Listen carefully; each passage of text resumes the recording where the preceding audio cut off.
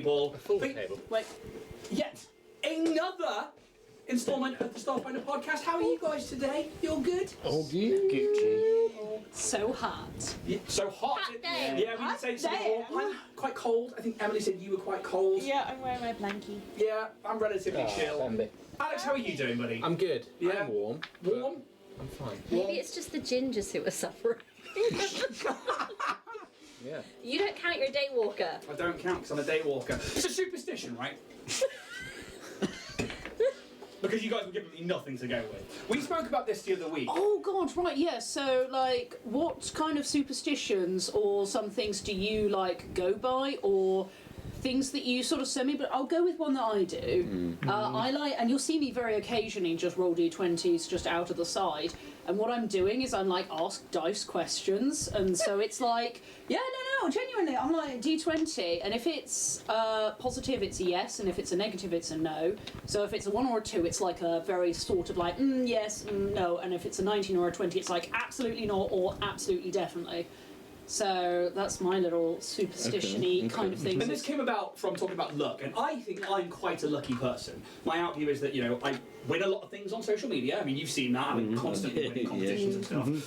And I'm, I'm not going to toot my own horn. Quite a traumatic life. Yeah, I've come out smelling like partial roses, and I think I'm quite a lucky individual. I think I do follow some traditions of luck that I wouldn't class myself as a superstitious person until we had this conversation. I was like, yeah, no, I follow Morning Mr. Magpie, and every time I see Magpie, I salute and I say Morning Mr. Magpie. Black cat crosses the road. Doesn't bother me. Okay. Every time I see a Royal Mail van, I cross my fingers and uncross them, and then I make a wish for somebody else.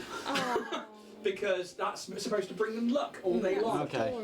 Do you guys follow any weird little superstitions or? I do the Magpie one, but mine is the 1 o'clock Maggie. You can see one on its own, 1 o'clock Maggie. In talk of luck, I was actually blessed by a Romany gypsy when I was a baby. He crossed my palm with silver, and I still have it. And yeah, won loads and loads of competitions. I've just had quite good luck throughout my life. And yeah, we still believe that it's probably because I was blessed. I'm going to circle back to that in a minute once everybody else has had a go, because I've got a gypsy story for you that happened like the other day. Ooh. Any other superstitions in the room? I don't really follow superstitions, but the only one that catches me is, new shoes on the table. So, Don't like that. shoes. this is an excellent That's one. the only thing that's been drilled into me. Because I constantly put new shoes on the table. And it was Yaz's dad, so my wife's father, who was like, oh, don't do that. And I was like, "Dad!" Start walking them all over the table. Yeah. I'm the guy that Morning Mr. Magpie is.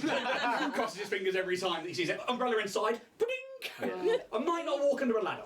I do like the touch wood thing. Yeah. Got to touch Like wood. as soon as you're saying like that, it's like. Do you guys follow a superstition at all? Nope. Not so much me, but like my mum has this weird thing. Like she does this wishing email service. Like for instance, Talk more about the chain emails and the pyramid scheme that she's part of. if there's some stuff that like in life that she really wants to happen, not like just I want to be rich or anything like that. It's like I want. It's called OnlyFans, dude. And she's watching. I really want this new PlayStation 5. It's mention Mum when Ian's around. it's more like I subscribe. It's more humble things. It's like for instance, when I was trying to change jobs, she was like, I really want my son to get his new job the first time. It's like manifesting. And that exactly, it's exactly that. Like and she very much believes in it, and she thinks it always comes true. That's really sweet. So that is actually genuinely really sweet, and I like karma, and I always like trying to. I think one of the reasons that I do the so it was told to me when I was very young, crossing things when you see a Royal Mail van, and you'll get something lucky that day because they're bringing you luck. But I then went, oh, you know what? Actually, I'm all right, and I always went like to try and give luck to other people because I feel better that way. And I'm going to circle back to this one. So I like the manifesting and I like karma and I like stuff like that, but the gypsy thing. I was part of the control. I went for you have to drop some stuff off at a... Turn the phone on! Look at the panic on Tamsin's face. For podcast listeners, I've never seen her move so fast to a device like, shame, like she's in a work meeting.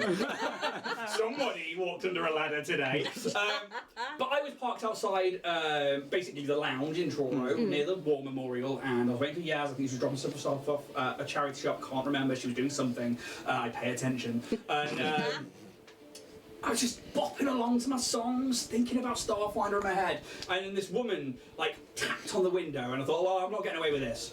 And I put it down like maybe like 2 or 3 inches, and the smell of cigarettes and alcohol for a starter was strong. Yeah. Like, it was strong. And it's like, do you believe in gypsies? Like slurring the words, and I was like, oh yeah, totally. And I thought, all right, I'll play along. And because I was just trying to be polite in that way, not as much as Alex would, like getting run over by a car and then saying sorry to the driver. True story. And then she was like, I'll read your fortune for some money, and then just instantly went, that there is this, and started talking about like my marriage line, and then she's like, yeah, and I can see like money coming your way, there's going to be 8 grand coming, or you're going to have a happy life. Like, hocking up without like going down the last week's hot tour, all over me. And it got to the point at the end, and like, it had gone on for too long. Yeah. And there were so many fortunes that she'd read to me, and she then just went, so yeah, if you have any money, like your paper money, and I thought, fucking no. And then I was like, I might have some change in my wallet. I said, definitely don't have paper money on me anymore. I'm all about the contactless. And I dug in, I was like £4 in change. And I was like, fucking, that's your lucky day. Basically gave her like £4 because I didn't know how to say no. I did that. I got collared by someone in Truro selling the Monk Life, I think. The Monk Monk Life. Yeah. And he tried to give me a book that I've already been conned into buying. Garanga! And it's still Inkling film. Is that the Buddhist guy? Yeah, it's the Garanga monks. Yeah, I've seen him before He did not around. want to leave us alone, so I ended up giving him all of my change just to go away because I cannot say no. So it's interesting because I get that with the big issue sellers, but what I can do to them is like, oh, not today, thank you, my friend.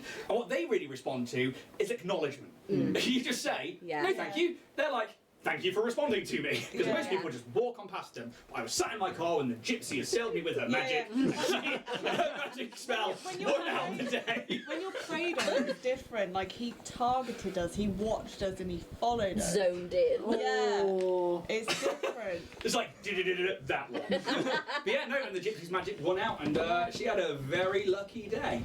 Speaking of lucky days, Steph, I'm going to hand over to you for the first of our announcements. Oh, wow. Are we entering the Northverse? Greetings, humans. I am Unit Zeta 38X69.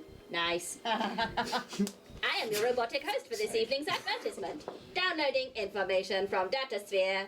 Initializing descriptors. Welcome to Warrior Prince 3D, your one-stop shop for all miniature, terrain, cosplay needs, and more. Warrior Prince 3D specializes in creating custom objects printed in 3 out of the 37 dimensions. Each print boasts a high quality and precise finish. Analyzing customer needs. If conducting a thorough search through www.warriorprince3d.etsy.com yields unsatisfactory levels of dopamine mining, Richard W. Prince, the founder and CEO, is available and open for negotiations on his primitive social media application, Instagram, @WarriorPrince3D. Listeners of the Dragonborn Industries Starfinder podcast can alleviate some of the financial burdens associated with the human condition that is known as a little treat by using the permanent code to the stars for 10% off their order. So use those flesh sticks you call your fingers to use my distant cousins to access warriorprince3d.etsy.com and let your ocular jelly balls enjoy the myriad of potential prints on offer. Shutting down. That was my favourite. That was my favourite so far. The flesh stick. Yeah. I feel violated. To compliment people's ocular jelly balls. Yeah. Jelly balls. Nice ocular jelly balls. Thanks, baby. That was probably my favourite so far. I very much liked that. No credit, but well done, Steph. Thank you to Warrior Prince 3D for always your continued support of the show. And More now. I like your cartilaginous growth. Oh, don't worry, it won't be the last we've seen of Zeta. Zeta 69. Nice. I liked it. And thank you to Richard, who is just an absolute top dude. Go check out as well Roll and Play Press. I've got all of my books down here. They're like buried under the GM screens at the moment, but I might need them today. I don't know. It depends on what these guys do. To roll up some random stuff on some tables. We haven't done one for a while, so Alex, 1 to 4, pick a number. 2. So we're going into the Game Master's Fantasy Toolkit. Fantasy. Somebody pick a number up to 95. 69. Nice. Right, 67 I open that too. Not so nice. Almost nice. Right then. Revival side effects. Okay. Oh, that's good. So I need a D20. Jack, I'm going to ask it from you. Yeah. It's a 13. 13. Their proportions remain the same, but they have shrunk by 1d12 inches. Oh, Okay.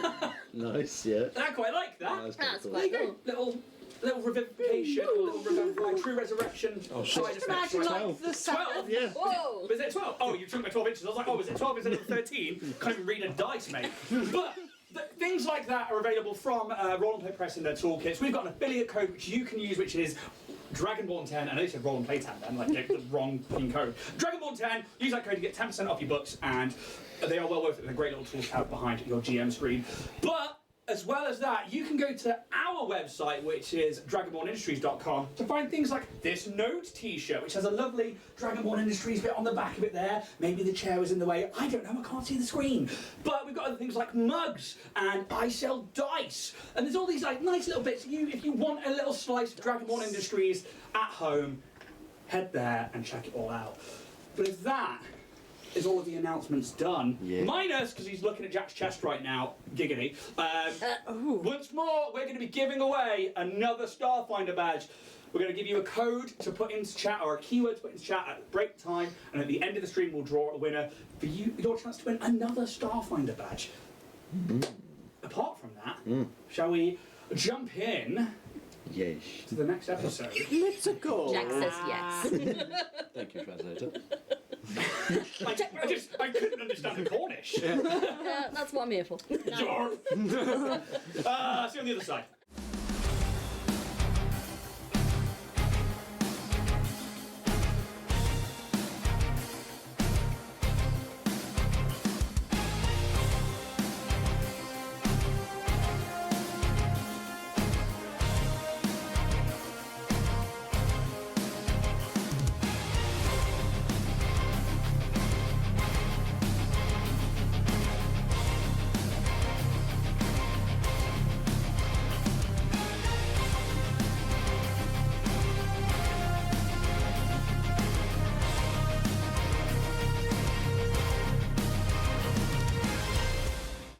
Who dis? After stoving Nadine's head in with a spell of force from Calyx, the party begin to try and work a search around the billets and what appears to be a pirate crew's belongings, until Sergeant Tommy, one of Epo and Namor's still trusted soldiers, informs the party of a hostage situation on one of the other district gates. Using Andromeda, the Decimal Elder, as a living shield, Reed, the district commander and pirate conspirator of Nadine, demands that the party hand over their ship so they may leave, or they will take the head of Andromeda. To set the scene, in the fields of flight, under the purple glow and aura of the Kashorian night sky, the remaining loyal defense teams have rounded up the pirates that fled the earlier battle, while also erecting quick defensive barriers, all facing K2, the district that this hostage situation is taking place in. This elderly, weathered-looking man in defense team armour has this one-armed, no-winged, frail-looking but calm Decimate Imago with a garrote wire around her neck that's slicing in already, screaming, "Give me the ship! Let me leave and I'll leave her fucking head on her shoulders!" Tommy, this human defense team member with cropped hair, says, "We've got a stalemate. Reed won't let anyone approach without threat of killing Andromeda, nor will they listen to reason. We've offered them their compadres, but they seem to only be intent on saving their own skin." And that, in the middle of the night, is where I hand over to you, the party and players. Outside, currently of South, not quite entered the fray anywhere else. I hand over to you. What would you like to do? I think, trying to remember from last week, Mm-hmm. you and me were going at the front. You were going to try and take a shot from the side. I think I was going to assist. You were going Skeleton. to assist on the shot from the side. You were going to try and There. like sneak round back. Dressed as Nadine. Yes. What? That is literally Bruce's reaction. Just a big fucking sword like, Oh. Can I be of assistance?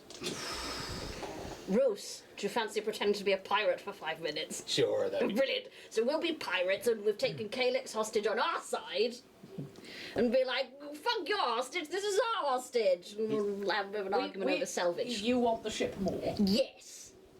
Is he going to be your giant parrot? That is incredibly rude. I'll have you know the Express are a fine and sexy people. The other thing is, Come on. he does stand out a little bit, doesn't he? I mean, I think, you know... Not to, obviously. I can put my nothing hair rude. back, or... I think there's enough confusion at the moment that I might not entirely know who's on what side. I think if we have Ruth standing there like a big, burly, intimidating presence, it's at least it adds to the illusion. Does any of the pirate armour from before, does it are there any Mr. Roos's size? Yes, it's like details a whole rack of armour. Can I take some? Yeah, it'll be freeboot to 1 armour. Do I have to equip that? You would, but it takes time to get into them, so if you want to spend like 10 minutes getting into armour, that's absolutely fine. But at this point, obviously in front of you, you can see that like all these barriers have been erected, and most of the defence teams are like watching this wall. You can see this like panicked individual with this wire around Andromeda's neck, and yeah, anytime that like somebody moves, they're just like screaming, like, don't move any closer and things like that. Are they still in the compound over in K2? They're actually on the wall, like just above the on the gate. wall, okay. Yeah, so they're up on the wall. Yeah. The gate is closed, and they are literally using Andromeda as a humanoid shield. I was just wondering whether we had to get some height difference to go over them to get an angle down in, that's all. But if they're on the wall, then it's not. I mean, give me a perception check Alright. for some height advantage. 31. Okay, so I mean, from K2, it's going to be hard to make the shot because they're like moving around. From K3, potentially, with the distance on a sniper rifle, you might be able to get like a dead-on shot towards their head. And from north, you might have a bit more, but there's like a tower in the way. So it's going to be, if they show themselves, it's going to be a decent shot, but it would have to be timed just right. So your best level shot is from the walls of K2, or it's pretty much just a head sticking out from behind, from ground level if you were to be dead on. There are a few buildings that go a bit higher, like the tops of towers and stuff like that, that you could definitely get some angles down. And from K1 or from north is that they are going to be blocked by the tower directly to their left. Whereas from 2, actually I'll just hand you the map. Oh, this one? You mean this one? Yeah, if it's there on the table. So essentially they are, if I was to say this way around for you guys, and for podcast listeners, I'm just showing them a map, it's not on the screen or anything. So you guys are coming out of here. Yep. They're currently on this gate here. There's like a palisade that goes across the top of the gate. And yeah, from 2 you'd probably get a decent shot, but from 1, this tower might block some view, and then straight across from 3 or anywhere in the fields of flight, you'd probably get the best kind of shot, but they do have almost total cover. How tall are the walls? They are 30-40 feet. Okay. But every time somebody moves closer, you can see them like digging the garrote wire closer in, which is why Toby's like, we've got to stay on it. We don't want to risk Andromeda, but they're not responding to anything we have offered them. How about Skelkin and I perhaps get on top of this building we're in at the minute that we found Nadine in? Yeah. Because that's higher. Is it higher than the walls? Ever so slightly, yes. Okay. So that one in particular is this one here. Yeah. However, line of sight from there to the gate, you've got this tower in the way. Oh, right. Your best shot is probably either on top of these towers, these ones, or anywhere in there. All that green. Yes. You go. If I were to shoot from where I'm standing now, what would be the actual disadvantage? So with a sniper weapon, you've got a certain amount of distance on it that you can basically, you spend a move action to steady it, you then get that full distance without any range penalties, which is why it's good. And if you've got anybody who can give you boons to your plus to hit, like a Getum or anything in their Technomancer stuff, then you would get extra boons to your plus to hit and then your plus to damage. I just can't see, like, looking at the facts of why we would bother moving. Because Just to try and make the shot easier, because at the minute It I makes think they it have. easier, like, logically in game, but looking at this, it depends entirely on what I roll. No, they also get a certain amount of cover. If they get total cover, you can't make the shot. So if they get partial cover, they get a +5 or something. +5 to AC. If they get sorry, 3/4 cover is +5, and partial cover is +2 to their AC. So depending on where you manage to set up, and you can get a decent enough shot on them, you'll lower their AC. Is there any disadvantages, seeing as, did you say it was night time?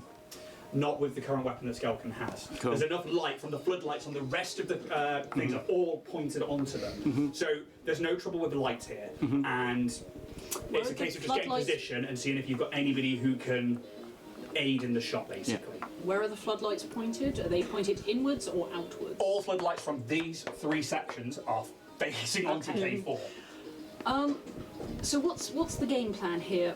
We're trying to walk up to them and go, oh no, we're doing another hostage kind of thing. You want the ship, and then that distracts them enough for Skelkin to take the shot? He's literally said don't get any closer. I think a distraction would be killing Andromeda, because you're just going towards someone who's said don't. Not necessarily going towards them, but Causing a distraction Yeah. to take their eyes off the prize. How So- about I fly over to the other side and get him to turn?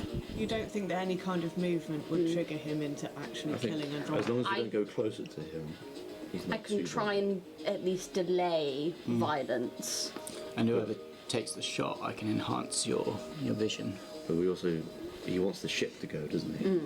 So we need to command Geeky to at least take it out. Cloak. That might calm him down a little bit. He I think probably like, if he sees the ship leaving, he's going to kill her. Oh no, because he wants the ship. Exactly. He doesn't want to leave. what if we can engage in a dialogue where we pretend that we are giving him your ship, and Yes. we ask him where he would like that? There is no way he will want to walk across this entire field. He will want it closer. We use it, the storm that it can kick up as well. We move in That the could be the dust. distraction enough to give him. Maybe we should find out where he wants it, but we need to decide where the best vantage point for us is before we ask and before he tells us where he wants the ship. I think- 100%. And like pats you on the back is like, now that's your fucking plan. Yeah. I think we need to set up on K3. Get on tower, and we've got a clear shot, nothing in the way. Piple, can you find out or talk to him about where he'd like the ship to be to save Andromeda's life? Pipo's like, I can, but he will probably want to talk to the ship's captain to make sure that it is handed over properly. What if we stow someone on the ship? Just think. I think we're overcomplicating this a Yeah. little. I don't. It's it's a backup plan. Yeah, 'cause I mean, I was going to make it Can you uncontrollable comms in? for him anyway. I have Nadine's comm, but it's not currently going out. But I'm currently not looking like myself. I've got her armor on. I've got enough lies ready to go. At least I can keep him talking for a little bit. And if I've got Calyx, I can be, at least trying to get a conversation going and sort of maybe pretend to be an ally enough to give you time to get in the vantage point you need to. I love the idea about getting all dusty on the ship. It's fun. But the more we make him wait, the more he's just going to get wound up and We've got to be agitated. as quick as we can. It's a case of all at once, not step at a time. If no one's staying So on the what- ship, I'm not going to allow him to take it. Like, I will definitely. Well, we're not going to allow So him to we're take it. landing the ship, pretending that he's got the ship and can take it, and then you take the shot when he's out in the fields of. Is that the plan? Or when he's moving to the ship or I was something. literally going to shoot before he could even acknowledge that the ship was landing. He's going to look at watch it land, and I think that kind of timing, we're going to have to rely on you there, Skelkin, to see whether or not he either moves, he turns around, he watches the ship. I think that, you're the sniper, and I trust you on that one. And I think that is actually I've probably... only just got this gun. Don't put that much pressure. I on would me. also say that we've got an entire town that we can use to help with, distractions, I think if you want. I think we've got enough I distraction. Yeah. don't think it's fair on them. Don't think I think he's panicked, and I think he's going to drop the ball as soon as that ship comes in. Yeah, because then he'll be distracted by the prospect of him actually getting the ship. Skelkin, was it you that's taking the shot? Have you got any sniper proficiency? No, but I can help you. Then he's fucking taking it. No, that's why you're taking the shot. Look, okay, so I guess, as you know, Beeper's like, so if those who are going to help with taking the shot can get ready. I guess that's the best thing. This tower. Is it? It's not going to hurt, but it's going to feel weird. You just. Emily has been activated. I can help you with your vision. It's going to help you with the shot. I don't have any problems with my vision. But it's not. Vision will be It's not better. problems. It's just a little bit of help. Enhance. Enhance it.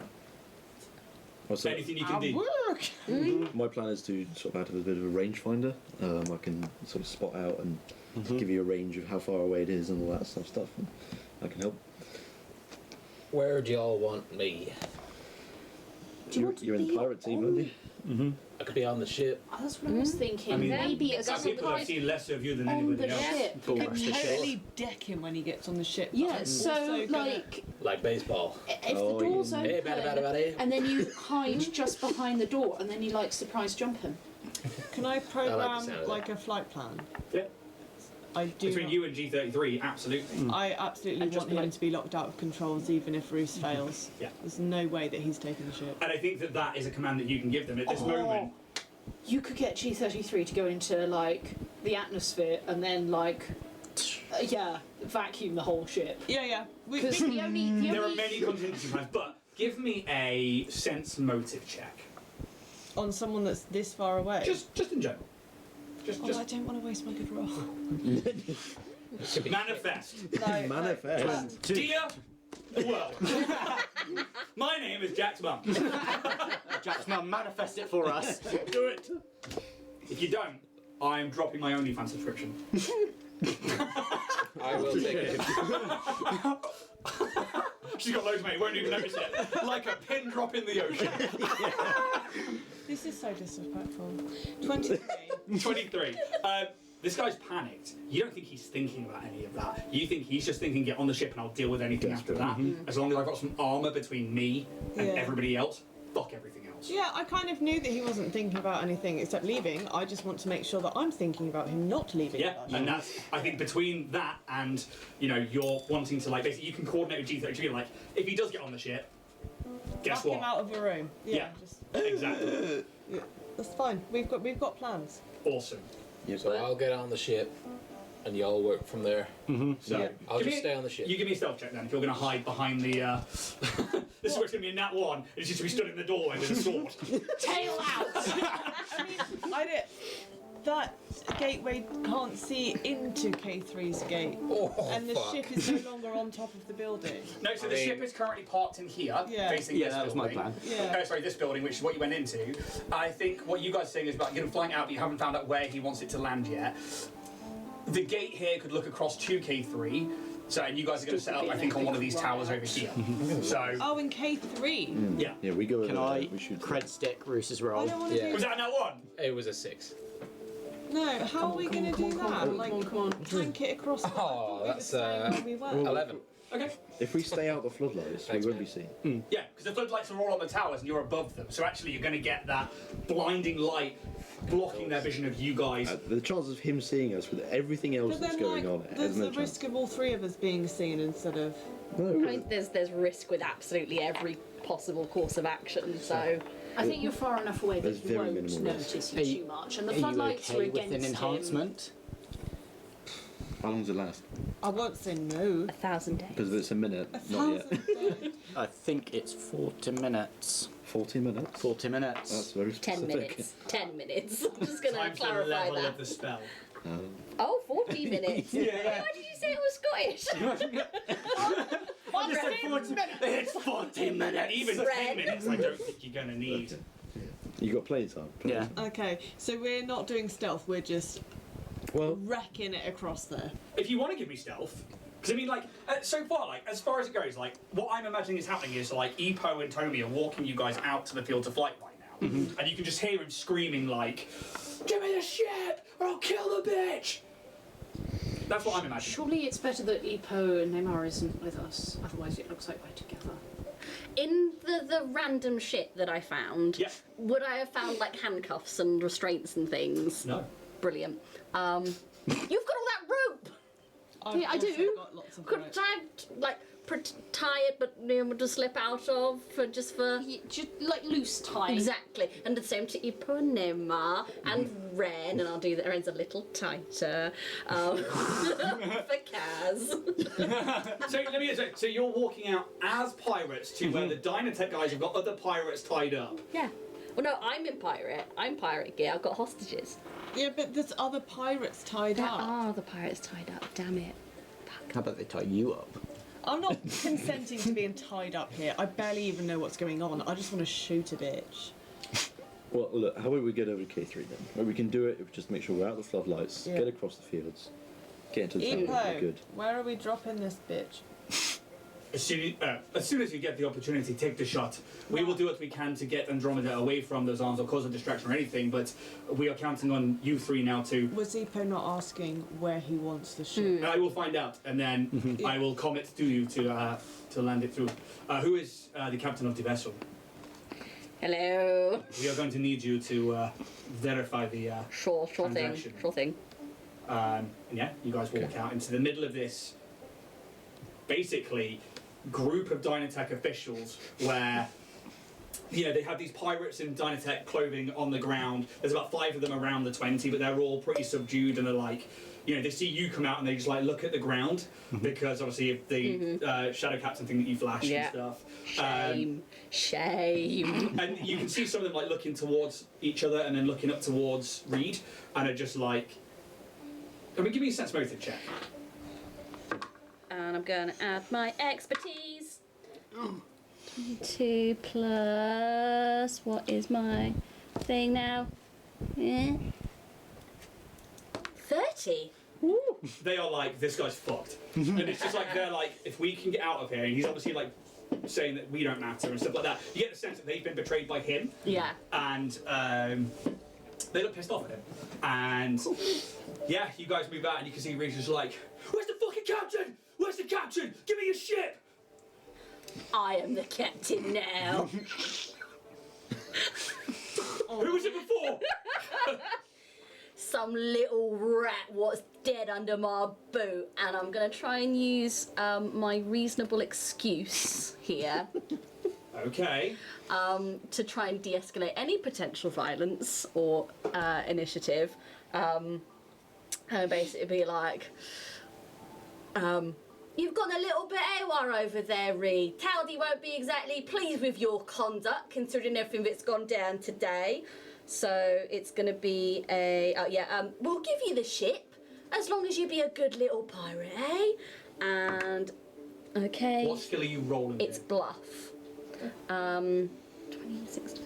That's 29. I don't get to add my expertise to this, but that's 29. Pretty decent. Pretty good. Episode 29. Hey. 29. 99. And this is, and you're like, to basically take the ship and go. Okay. But I'm sort of trying to de-escalate Yeah. him. And you can see them like, their eyes are darting around. In the meantime, as you guys climb up the tower, you know, the floodlights are just like pulsing out and like, you know, it takes like a couple of rounds to get to the top of there. You guys can start setting up. And if there's anything you'd like to do in this moment, feel free to start. You know, how are you setting up the shop? I would like to form an engineering kit using my forms. Yeah. And then I'm going to try and use that to create like a telescope. Yeah. Essentially. So, engineering check kind of thing to... Absolutely. A telescope for the sniper telescope. Well, I'm acting as a rangefinder to kind of help you take the shot. Scroll along about. Christ. Plus 2 15. 15, pretty good. Okay. You will definitely get an aid to this shot. And I can do it in half the time. In half the time, that's even better. I will give you a +2 circumstance bonus to the shot. What is your... I was seeing if Skelkin wanted my help with augmenting your vision. So a little chip goes in behind your eye, completely You're harmless. just gonna like inject it or do Nope. a quick surgery Nope, before. it just comes in. It's You magic. don't feel it. You don't feel it go in. You Like don't feel it come out, and you temporary? literally 40 minutes, which is beyond what we need, but 40 minutes. And what is the aid of this? It's a retinal reflector. These sheets of reflective material can be implanted behind your retina. You grant low light vision and a +1 enhancement bonus to vision-based perception checks. To what based perception tech? Vision. Vision-based perception checks. So you get +1 to your sight. Is there anything you can do that might... And I can also enhance the weapon, so in case the shot doesn't do enough damage, you're doing more damage because it's a single shot So on one target. You're enhancing my ability to find the target, and And your weapon. You're aiding the weapon. As in to make an attack roll, yes. Okay. So your weapon would do more damage from me, and you would see a better line of sight, as in your perception, before So, taking like, the shot. Wait, like that moment of timing it, so that when they move, you're like, now's the time. You're on the trigger and you're waiting. So you feel this like magic like behind your eye, and all of a sudden, like that scope eye is so clear. Like the purple in the night sky just seems to like saturate more of the area around you, as like you really can see as you start to line up the shot. This sweaty, slightly like mid-50s man, like pulling on this garrote wire. This Decimar still looks calm. They're just eyes closed, breathing. I'm getting like Crush from Finding Nemo. Is it? No, not Crush. Who's the old guy? The old turtle. He's like, dude. It's That's correct. Yeah. No, Chris is the baby. No, Squirt's the baby. Chris is the one, yeah. And yeah, I mean, you cast the spell. Your weapon is now enhanced for damage, so you know that like this shot is going to hurt should it hit. No pressure. Between you and Kaz, you have it lined up.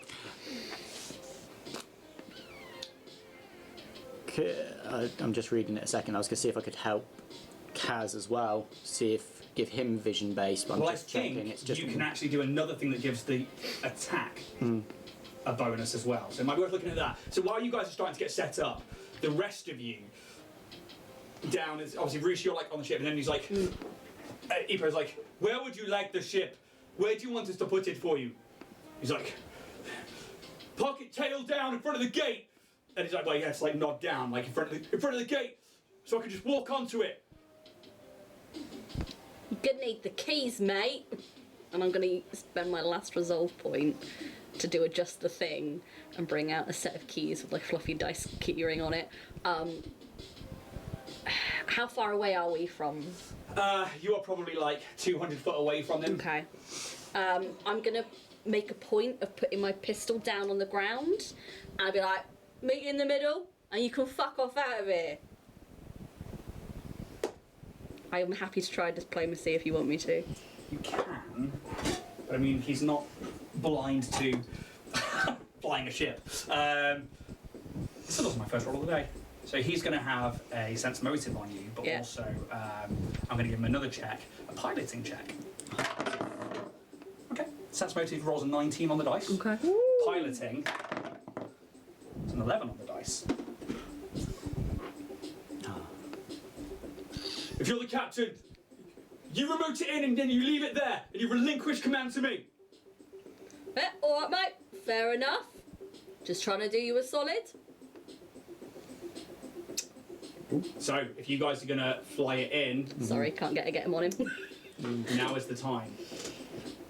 If he parks at an angle, then Skelker might be able to take the shot. So, not directly in front, but like. Is anyone else actually remote piloting this? Because I'm kind of busy. We've got Titu on there, and Geeky can do we it. can still So, comms over. no, I'll get a thing up and I'll relay to Titu to park it where it's And directed you've already at told an Geeky to angle. basically shut him out if he does manage to get onto it. So T2 basically manages to plug in, and you hear the thrusters of your ship as you like do that. He's like, good. And then you just have to wait for like a minute as the thrusters power up, and then as like it starts to take off, and you see like the dust of the bluestone and stuff kick up as it begins to hover over where you guys are, and then it begins to turn around. Perception checks, please. Oh, shit. Wow. Remember, you get the bonus to this. It's not enough. Okay, 26. 26. Kaz is like, now. And you can see it like in a moment, like as the ship's coming down, it just goes past him, and like in this moment you're like still unsure, but Kaz is like now, because you see him like turn to like look down, and he exposes more of his body, like leaving his head fully out in the open. Do you want to take a shot? Yes. Okay. Can I do my trick? Yep. Can I do debilitating trick? So, have you got it? The feat that's with sniper weapons. I'm assuming not. Probably not. No. Okay. So. He is already flat-footed because he currently has somebody. It just says trick attack. Yeah, okay. Trick attacks with the sniper weapon, you have to have a certain feat for it because they're unwieldy weapons. But it's my specialisation. That allows you to add damage to your dex mods to your long-range weapon. So. Am I allowed? You said you can't do a get. We're too far away. Okay. That's what I was trying. I was trying to get further into. Yeah. But yeah, long shot. Okay.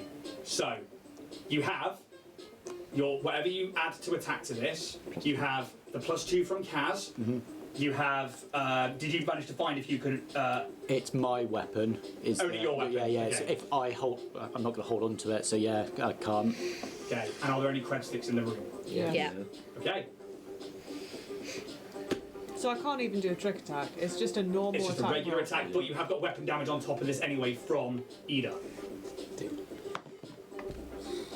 Sorry, you still got stuff to add? Not enough. I used the dice that had the coolest name.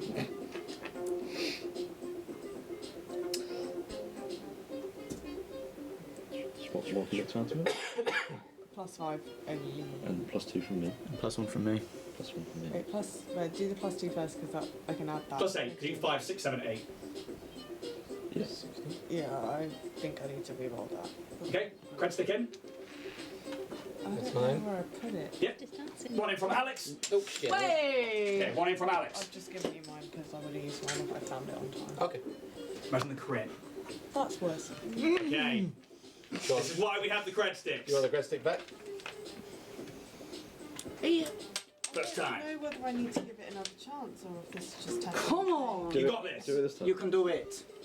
Give it a good prep. Go on, Yeah. everyone blowing it for good luck. Do the jaws Hop. thing. Come on, come on, come on, come To on. whom it may concern. Oh, Fuck. come on. Hey. That's Still better. that's better. It's better. No, it's one better than the first time. That means it's 17. That's it. Any more cred sticks in the room? There is one. I'm willing to spend it, I'm not. I haven't got fuck all. but you know. Oh, but it turns out I'll be happy with that. Yeah, and then the question is, are you happy spending the cred stick? Bear in mind, you know what sort of just have to bonus they charm get you from again. armour, you know what sort of bonus they get from cover, and you know what sort of minus they get from flat-footed. So you know they're getting a +2 to their armour, then they're taking a 2 off of the flat-footed. Do you think 17 is enough to beat the armour? I don't know. I think. Is he wearing freebooter 1 or freebooter 2? You've only seen one set of freebooter 2 here. However, you don't know what the other commanders are wearing. No. So that's on you. Yeah, but is he a commander? I thought he was just a rando guy. No. So he was the commander of K3. Yeah. K4. Okay. Yeah. So we But met Nadine was in before. Freeboot 1 when she was in Dynatech Arm. I think even Freebird 2. No, she was wearing freebooter 1 when she was in Dynatech I'm, armour. I'm wearing I 2. mean, I'm finding it hard to want to save someone's life that's going to be dead in a few days anyway. She's on her way out. I mean, she is old. She's very fragile. That's on you, Alex, if you want to spend it. I'm happy to spend it if you're happy to roll again. It's up to you. I don't trust that this Would is you want me to roll? going to be no. No. Absolutely not. This way gets in that 20 now Blood when he Queen, roll it we were anyway. perfect. Do you want the campaign dice? No. No. It's going to have a roll lot again? of history to it.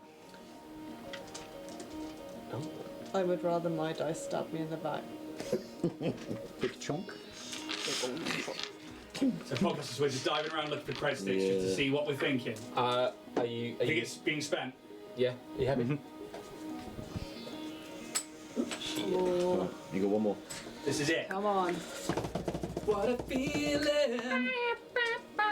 What is that? 18. Oh. There we go. The head splatting on the 8 ceiling. was it? 18 plus a. Yeah, plus. that's better. 26. That's better. Total? 26. What's the weapon damage? Oh. Wait, you were +8, not including my +5? No, that was included. Yeah, plus 5, 6, 7, 8. 2 of them. I don't know, like, do you mean the dice?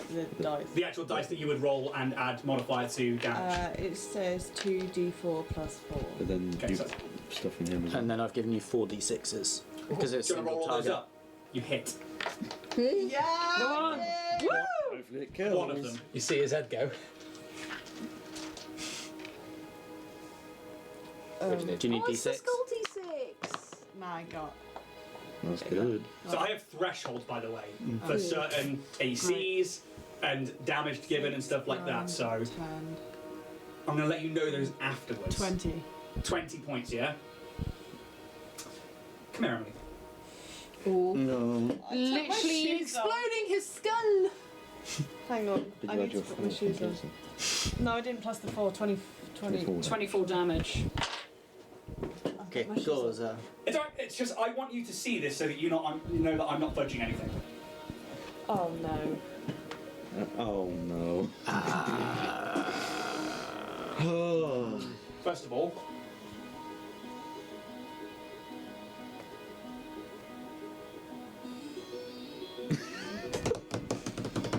how does his head go pop? How many ways can a head go pop? That is 20 HP he Oh. had. Fuck. Just go Worth that through, spread and then you stage. just don't see the head disappear. His form without a head falls off. Okay.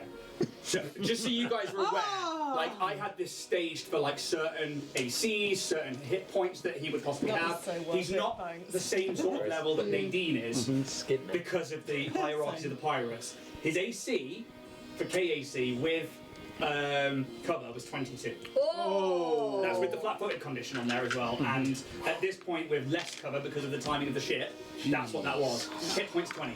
Oh! Which, Wow. yeah. And if The you credit exceeded was that, worth it. it was just like, yeah, exactly. This is like where the teamwork comes into it and like the boons and everything that comes with it. There were also things for things like can be persuaded, intimidated, if people approach too close, can be paid off. All of these were things that I put into there, so because I didn't know which way round you were going to try and go. They can be persuaded. DC 30. Oh! That hurt. Intimidation will not work. Too afraid of Taldi. I Yeah. turned because you mentioned Taldi. I turned yours into a persuasion. Yeah. If people approach too close, he will make the attack and take her head. Yeah. And it can be paid off. I'm not going to tell you how much it would have been paid off for. But I £10. want you guys to know that like Freddo. it wasn't just a case of a roll of the dice, but you guys fucking owned that choice Ooh. right there and then. Spent a lot of resources there. God damn. But I think that's worth it. Yeah. And I think that like letting you guys know the mechanics behind what I was doing there, rather than just being like Emily roll a dice. I'm hoping Yeah. shows you that the teamwork there. So Emily, in this moment, the round rings out, and it's just louder than the ship. As you watch everybody else, as the ship lands, his head snaps back. There is just a red mist behind him, and the garrote wire slinks off to one side as he tumbles and falls out of sight behind the palisade. Can you imagine if he just tumbled off backwards and took Andromeda's head with him? It's a risk as he was turning. Yeah.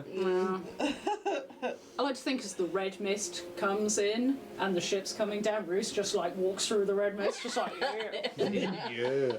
And the ship lands probably after his body lands behind it. You can't see where his body lands, but you know that shot was awesome. It was perfect. Baller. With that, the rest of the defense teams like rush forward. You see Andromeda like drops to a knee, and you can only just make out the top of her head behind the palisade. Epo is just like, "We got her! We got her!" And the rest of the defense teams aren't watching the pirates, just start running forwards, and you're starting to see like as Epo presses on a pad, K3's gate starts to open, and you just see the body of Reed just crumpled, lying on the ground. Is anyone getting I'm Andromeda? running forwards. I want to see Andromeda. Yeah. I am keeping an eye on the pirates. And it's not all the defense team running, they still are under guard and under watch. The ship lands and the back hatch opens, and Bruce, you probably hear on the comm that, you know, you got him. And yeah, the hatch opens and like the ramp comes down. You can see like just beyond where the gate comes up, the body of it's gone straight through, and it's like just off center, so it's like just above like the right eye, and it's just this gaping hole that's just like still embered around it from this hot round. And yeah, you can run forwards and Embrace Andromeda, like pat her down, make sure she's all right. so she's still on top of the wall. Oh, So I mean, but you have a climb speed. Getting in there. And yeah, or you can take one of the tower stairs up. So it's up to you. Probably up the wall. It's the easiest, closest. Okay, cool. We'll deal with that interaction in a second. Obviously, team tower. It's up to you if you climbing down. If you're staying there for the time being, that's up to you. I would probably stay there because I'm obviously marvelling at this new and improved thing going on. Yeah. I might even go as far as to be like, come on. Yeah, go on. I love that you faked a high five and then slightly went into the contact. Are we faking it? Are we faking? No, no. Oh No, shit! I just go like that. A really sad, like, Go on. 3-person one. Go on, Skulker.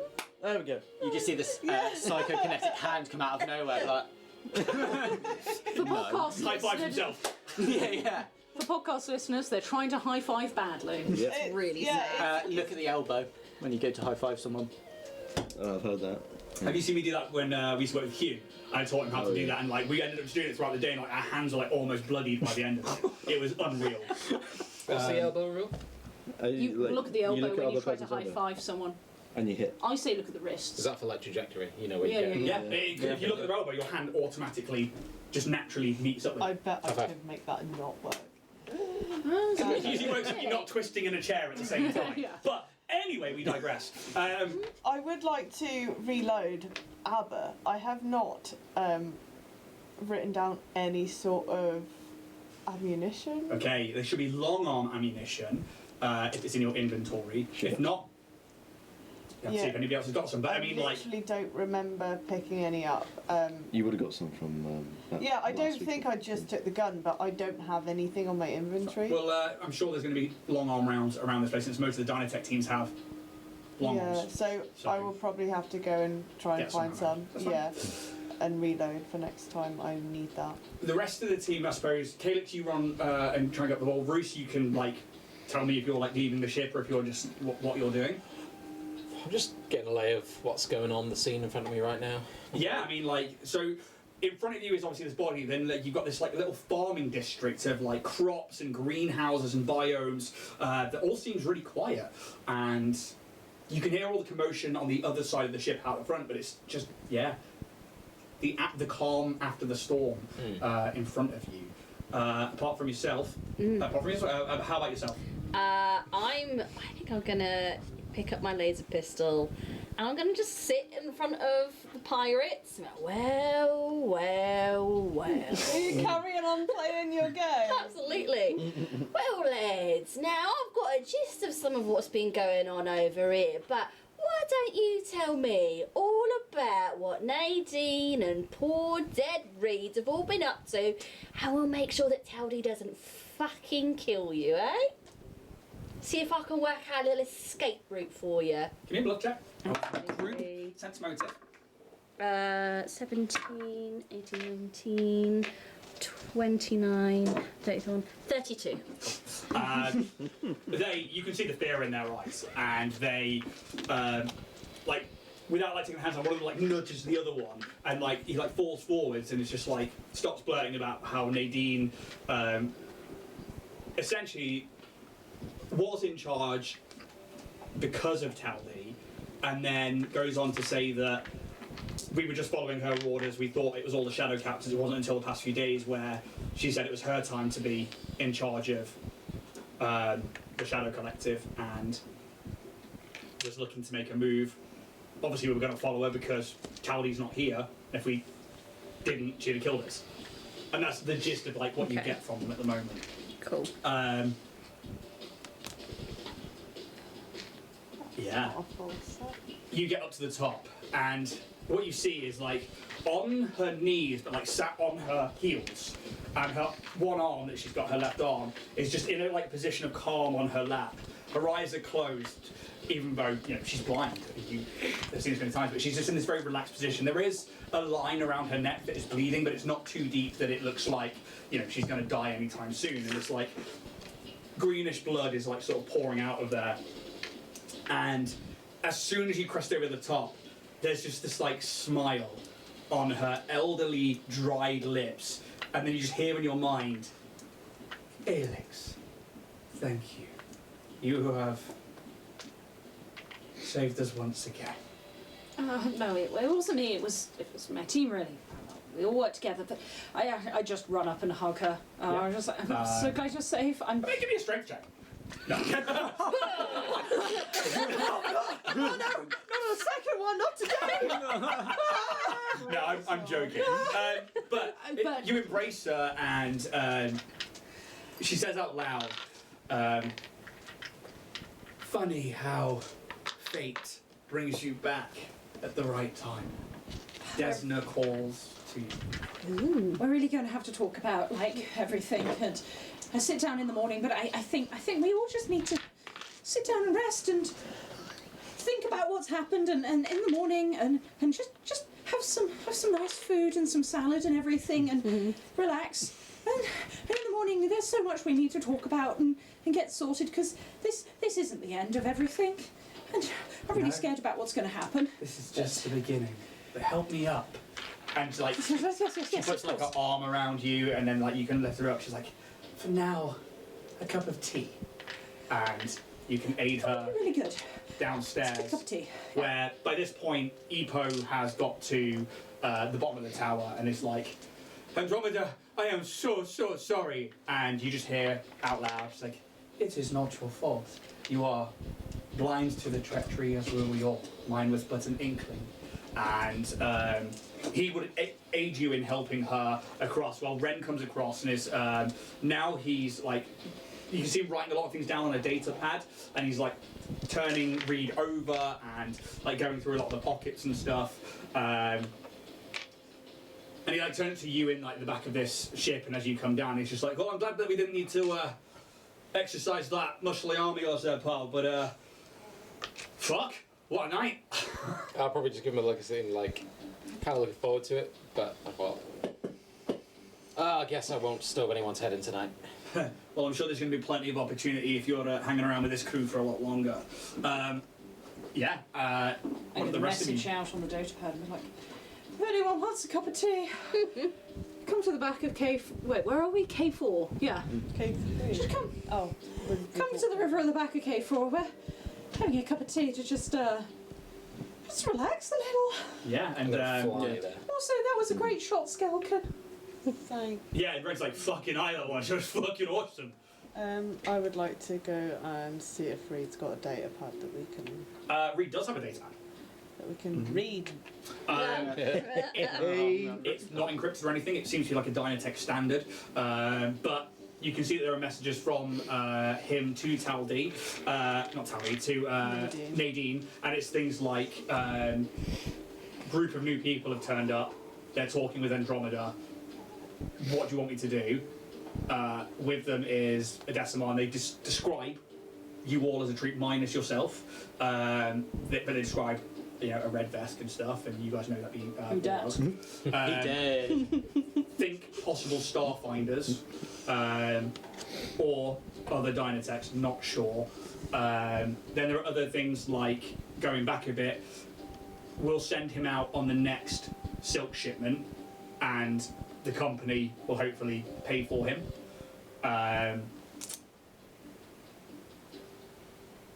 What else would there be? Dick pics.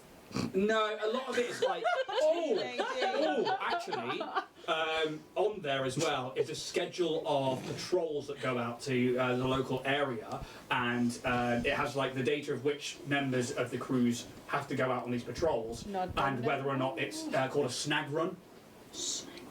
Okay, can I check whether it's got a locator in it? Give me a computer's check. In fact, Ren will aid you with this one because he is there. And he gets to roll twice. Oh, that's how out the thing. Okay. 17.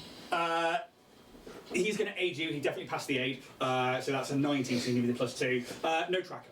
This is a very standard data pad. The only tracker you've seen in the data pad was the one that was given to... Yeah, that's the kind of thing I'm looking for. Yeah, very specified. Before I bring it onto the ship. And No. actually, I do want to, when TJ's finished the ruse, I want to make sure there's no tracker on Nadine's. Yeah. But you are led to the back of Cassiopeia East, Cave 4, where there is an old... It's like... almost like a conical teepee made out of this, like, greyish blue dirt with this silk tarp that acts as a doorway. And these are like your classic huts, essentially, when you're not in trees, or, you know, if you were to be... Yurt. Yeah, it's like a yurt, essentially, made out of Silk yurt. of the ground. And it's large. It's large enough to house 5 or 6 people comfortably. A few more at a push, but inside it is like a small beaten panel metal stove which has a fire, and it's quite open, and it has like a flue that goes out the top of one of the walls. There is a silken cocoon-like hammock bed attached to one of the walls. It is quite low down, that you imagine is just the right height for an elderly Imago to sit into. There are probably like the patchworks of different tapestries that once adorned the wall, but they've grown dusty, probably with the fact that she's blind and can't view them anymore. There are small little glass balls that have all got these like beautiful striations in them of different sizes, and they're all slightly uneven near the stove as well. And these are like teacups, essentially, that you can then put herbs into and drink them. And she sits down, and you can begin to, in a classic way, start making drinks for everybody and stuff like that. And yeah, you guys can... Yeah, she sits down, she's like, thank you. Extra strong tea for you. Old bones. And starts to like sip at it. And yeah, I mean, if you all want to join, or if whoever can tell me who's in there and what you guys are wanting to do at this point. I shan't be joining for tea. Okay? Yeah, I will be. Yeah. Yeah, I'll hand you a cup of tea. It'll have like a mixture of red and blue petal something in it. Slightly sweety bitter. Best not to ask. Well, it's like- cup it with both hands. Yeah. And just kind of nod forward and say, thank you. Yeah, thank you. Thank you for rescuing me, and thank you for inviting me for tea. I mean, I'm sorry that your first impression of our planet is hostage, prisoner. I mean, I'm really not sure what you are. In fact, I've never actually come across your race either. It's just all a very lot that's happened tonight. It's a lot that's happened over the last few weeks, actually, but yes. Yes, it's been a lot for myself. I've been in there for longer than what I thought was going to happen, and then to suddenly be rescued by you lot. You lot? You lot. You know, They're a good lot. they've got good hearts. I can sense it. Do you?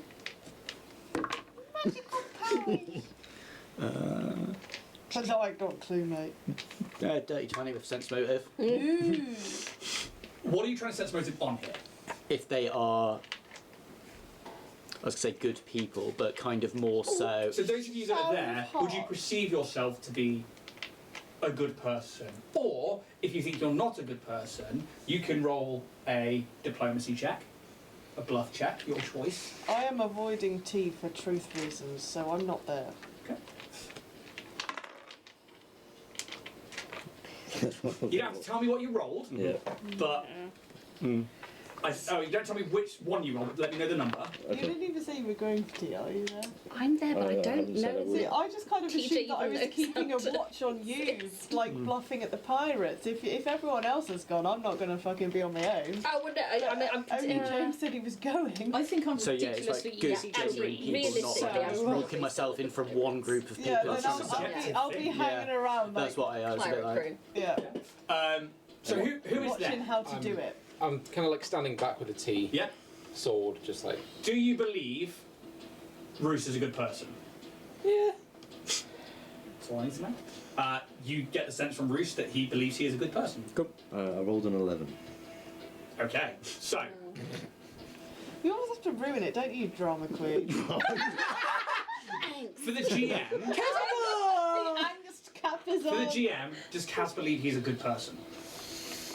That's why you rolled, isn't it? I think he tries, but I think he knows that he's done bad stuff. Yeah. Depending on whichever way you went, you're not quite sure on Kaz. You think that there is this outward sense of good, but there might be something underneath the surface there. I'm not even going to bluff because I think Calyx is stupidly easy to read. But do you think, does Calyx think he is a good person? Yeah. And you get the sense that Very confused right now. Yeah. You can be Like, riddled with guilt, but tries- still know you're good. Tries to be good, but that's what you would sense. really confused if actually good right now. And I think with that, T's had, but Epo is just like, Andromeda, I am so sorry. I never knew that this would happen to your people, nor did I ever expect it to happen. I can only offer you my service, my deepest sympathies. And she's like, nothing you did was ever wrong.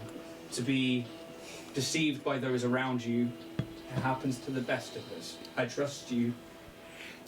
We just have to rebuild.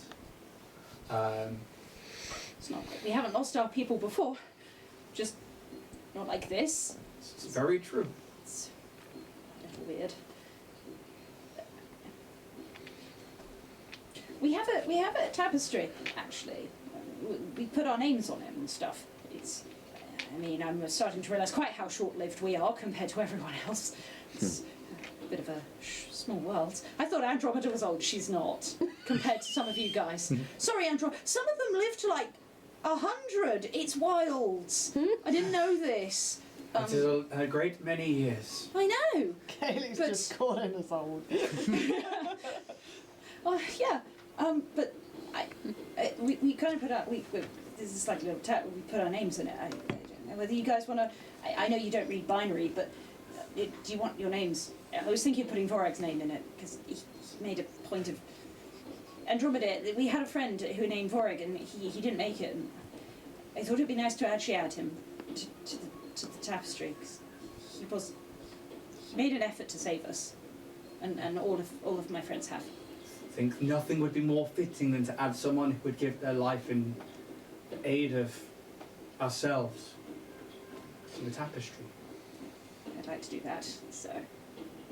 And thank you to all of you for helping uncover what I felt to be there but couldn't quite see. And there's like a smile that comes across her blind face. And yeah, I hand over to you guys.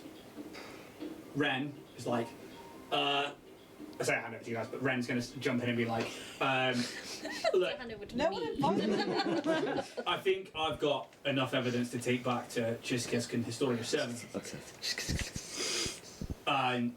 Obviously, if you can load anything that's left and get it sent off, then it will probably beat me back to Absalom. But I'll stay around for as long as you need me. I mean, this may stop Dynatech for the moment, but it won't stop the pirates. I think possibly with the delay in any shipments, plus we've taken out, well, we know they're here. I have to almost leave it up to Epo and Neymar and to yourselves to then sort out whether or not how you want to move forwards with this. I can stay around and try and help for a while, but my job here, Vordag's job here, was to collect evidence to take back to prove that Dynatech was not quite above board. Who wants to go after Tal D? I'd appreciate it if you could teach some of my people for looking out for these kind of things. We're not the most Aye. we're rather naive. It's what I'm really starting to learn. We're short-lived and naive, and memories and things get lost very fast. So that's why we try and type these things, or weave these things down. But if you could try and teach people, just I want us to not get tricked like this again. And he smiles at you and he's like, I think naivety comes with fast growth, and if there's one thing your people know, it's fast growth. And I don't think that your people are so naive that, you know, it's a natural thing to you. I think you've just not been in the stars long enough to. This is unfortunately your first speed bump in your journey to the stars. And I think that, use that code by the way. 10%. Threw myself off. I think that Double W. God, is that Richard in the corner of the tent? the trouble has been being taken advantage of. You're right. Keeping an eye out for what's best for your people can only be made by your people, but I can help. And I'll stay around for a few days and try and aid where I can. Because we don't need you. I don't think you do. And if more than anything, Hopper's going to be answering some questions on why I've not been around for a few days. I would not have said that out loud because I actually think he's really cool. And now I rescind what I just said. But I'll stay around for a couple of days, but I need to get back to Hopper before anything's amiss up there. I do have a cover to keep until I move off. We've got a lot of funerals to do tomorrow, so busy day tomorrow. Well, I mean, only really Vorax as far as I'm aware. And the other Decima. None of the other Decimar got hurt, did they? There were no Decima that were hurt. I don't believe so, but it's best not to leave the bodies here. That attracts predators, and also Well, all the people that we killed anyway. Yes, we've killed a lot of people. A lot of pirates. I don't. Yeah, I don't think Peerates and Piple are not the same thing. Peerates and Piple. Well, there's the episode name. Peerates and Piple. Hundreds of people. Peerates and Piple. Peerates and Piple. Peerates and Going on Piple. since Do you want to message you? You smell toast? No. Oh no. Do you need There's some no aspirin? toast. Damn. Peerates and Piple is the name of the episode. But yeah, Oh, alone, done for. But yeah, I know we've killed a lot, but they all need silk balls for them. We can't leave them without them. It's a silly thing, but And the other- if we leave their souls, they go to the dark web. So they need balls to make. I realised this guy was going somewhere else. They're bad guys. But if they go to, it's something we believe. Like if a soul dies without access to the great web that Desna has, then they fall into the dark web, and then they can come back as some of those weird creatures. You saw one of the creatures, the. Oh yeah, I can't be bothered with dealing with them twice. Let's just. I'd rather not have them come back just in case, but we at least need them out of the area. Yeah. Okay. I guess to that end as well, very all right for Vorak. I'm happy to take him back. I'm happy for, I mean, what do you think he would want? I think he should be with his people, honestly. Did As he? far as I'm aware... Did I hit the skeleton? Scout's all right. Did you fall over? Get my quartz ones out because As far as I'm aware, Vorag was shunned by his people. Probably because he don't never know. messaged them back. I think more a case that I think it was an honour thing. Although he was honourable with us, there's a family. Me and Historia 7 picked him up, he was in prison. He was locked up, and they wouldn't tell us why. But when we said that we would take him because it had something to do with what we were looking into, they allowed him to abscond on the basis that. Allow him to leave on the basis that he would try and clear his name and his family's name. Does anyone know anything about Vesk burial stuff they do? We can look it up. Can we clear his name? Is that something that we could do? Possibly if we could find the truth behind the matter, but I wasn't part of the court. I wasn't part of anything like that. We literally knew that he'd left the group, and we knew that he'd travelled back to Vesk Prime.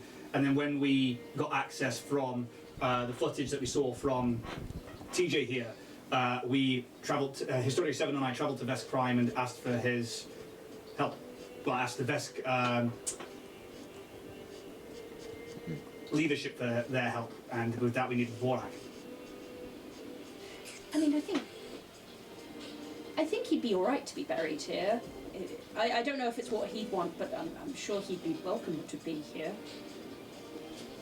I guess that's a thought for tomorrow. For now, I guess. Those of you who need it, get your rest. I'm fucking tired. Ipo, have you got places that we can all stay? Oh, there's a great many places that you can stay here. Obviously, Calyx, I imagine you'll be going back to your family, and I don't know if you'll keep your friends close or not, but we'll You're make welcome sure. to stay. Can I just sleep on the ship No, now that it's in the yeah, middle of the freaking... The ship's here. We're just. I mean, yeah, by all means, you can sleep on your ship. It's here in the field of light. I'm kind of a bit stranded here. Do you mind? No. He just walks out into. Ships Sure. for password holders only. I mean, we do have some spare bunks. Yeah. Yeah, I We've know. got one spare bunk. This Vorak guy, he sounds pretty good. No! He sounds very heroic. Denied! You can sleep on Dave. I'm sorry, there's no room at the inn. I mean, what are your intentions? I mean, you're a pirate, and we've just killed a lot of pirates, and you've helped us, but I you're don't also mind a another pirate. I kind of don't know what angle you're on.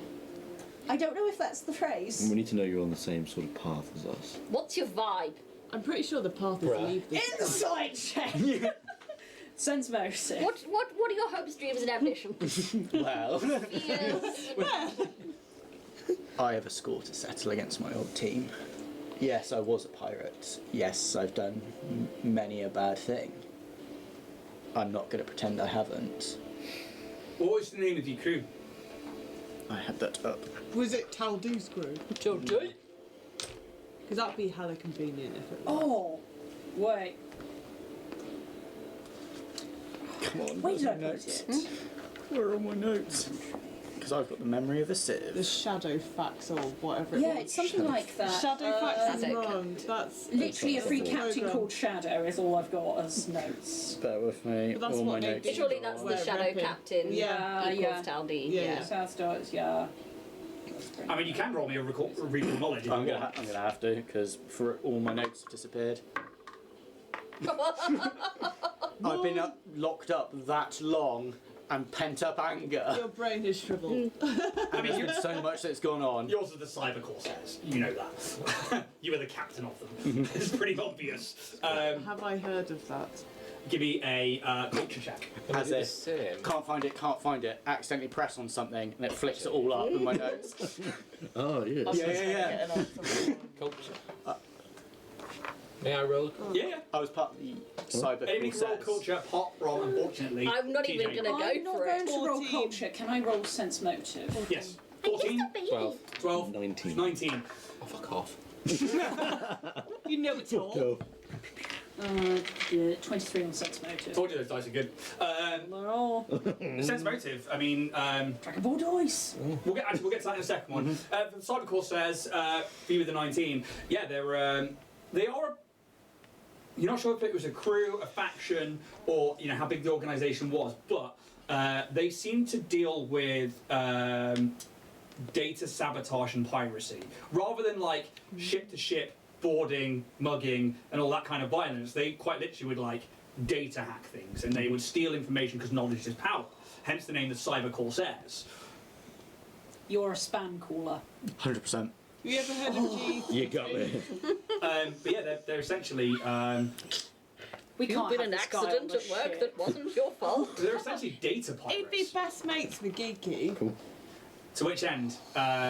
Your sense motive, yeah. And what are you trying to sense here? I'm trying to sense if he's going to stab us in the back. Does he like? I'm trying to feel if he's using us for end's sake, or whether there is like a level of honesty in what he's saying. Okay, so you rolled a 23 on sense motive, yeah? Could you roll me a d20, please, and add your charisma modifier to it, please?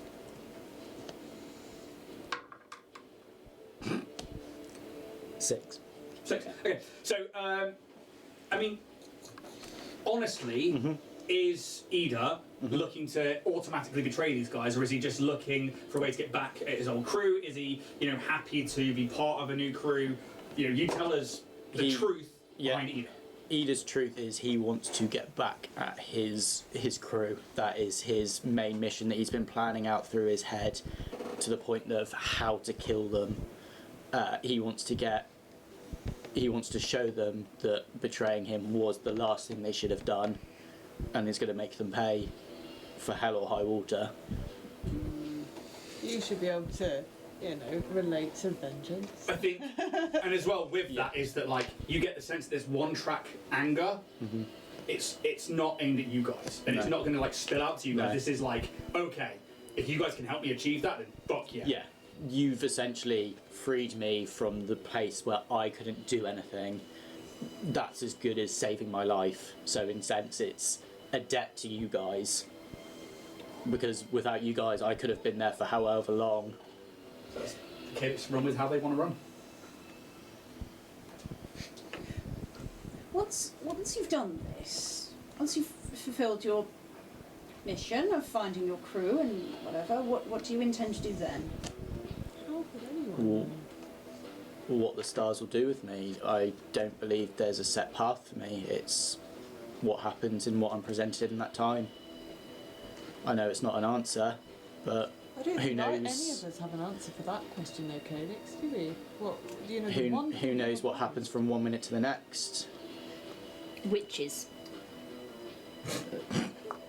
Can I turn to you and be like, I think I believe him. How about we compromise? I think there's a bunk going in the airlock. If you were to betray us, we can just, forget about it. But if not, I'm sure you can have Gaz's bed. Would you? I look at Kaz and go, I'm the big spoon. Would you I agree also to scream in my sleeping sleep. in an airlock? I mean, if I had less than that, that'd be fine. Oh, you you mean just both? mean one for one night, you don't mean for the whole. I mean, the whole trip back to wherever we're going next and beyond. I mean, I wouldn't sleep in an airlock. I owe you guys a debt. Who knows how long? Do you trust I would us? Be... Yes. Sleep in the airlock. Can I sense motive on that answer? That was a very quick blind yes. It was. I mean, roll a sense motive. Never mind. Seems pretty genuine. Hard to read. Who was it to? I'm just turning to you. I'm saying this very. Actually, no. I'm Actually, going to what are you gonna telepathic say? message this to you. Bruce, shut the fuck up. No.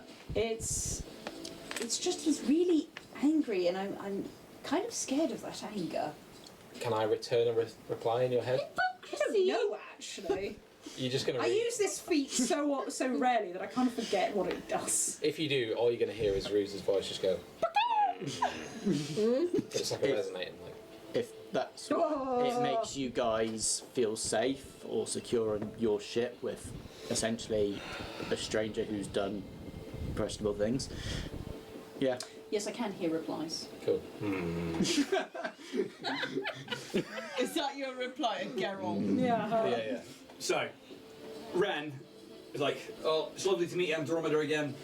I need a stronger drink and a bed to lie in. So if you don't mind me, I'm gonna go. And he's battered. You can see he's bruised up. There's the imprint of a mechanical leg across his That face. guy looks like shit. Where's Ren, you can take my bunk in the ship if you want for No. tonight. No. I've already said it. If I'm being perfectly honest, that's a beautiful sky, and I was gonna sleep out under it. Yes. Just There you go. don't go too far east. There's some weird wormy things that live underground over there. Oh, I'm staying in the compound, so I'm not leaving the safety of the walls. Just making sure. And he goes outside and just ends up slumping against one of the compound walls. And you can see him just breathing and taking in the night air and the calm as the rest of the pirates are being rounded up and placed into essentially locked. They clear out one of the containers in. It'll be in north because that's where the housing district is, and they basically lock them in and then post a continuous guard around them. They are bound as well, so and they seem pretty safe. And Epo and Tony sort of head that one up. But for the rest of you, it's up to you what you so wish to do. I would like to get on the ship and get out Lamp. Yep. I'm going to send off the footage to His and Historia 7 of everything throughout this whole thing, and I'm also going to set up another Abstagram account. Okay. And it's going to be called H for Hastoki. And I'm going to wipe my face that I've had makeup on, and on a nondescript piece of metal on the ship somewhere, put a little Hastoki handprint, take a picture of it, and I'm going to just put the caption, "The revolution is coming," and I'm going to send that off. H for Hastoki. H for Hastoki. Roll me a d6, please. If yours gets there 3. before mine, 3. it probably will. But what's good is you now have 2 trails, because most of everything you spent is up to halfway through the Doc's Grim fight, and then you're sending everything again. So you now got at least 2 sets of data going out to the same place, so it's more likely that it's either not going to not make it or get intercepted or anything. Anybody else, or is it now downtime for the night? I think so. I think downtime. Yeah, the rest. I would like to check out the river before we go, but I we've think got we've got time. good stuff to do. We got time. I think I'd go back to K2 and check to see if the decimals that were in the lab have de-watered. It's actually in and around this point, before you even leave, you just get a message from Vorag that says hello ... Odd. How you doing? Hello. Yeah, it's just that data pad is his. It just says hello, and Yes. yeah, going to break there. To which end, we'll be back in around 10 minutes' time. If you would like a chance to win that Starfinder badge, use the code word Aurora in chat, and we will. Aurora. That's right. So yeah, code word. Keyword, sorry, Aurora. And I will make sure that goes into chat and I'll pin it to the top. And then at the end of the stream, we will draw a winner. So until then, I missed that. The creakiest chair going. see you guys in about 10 minutes.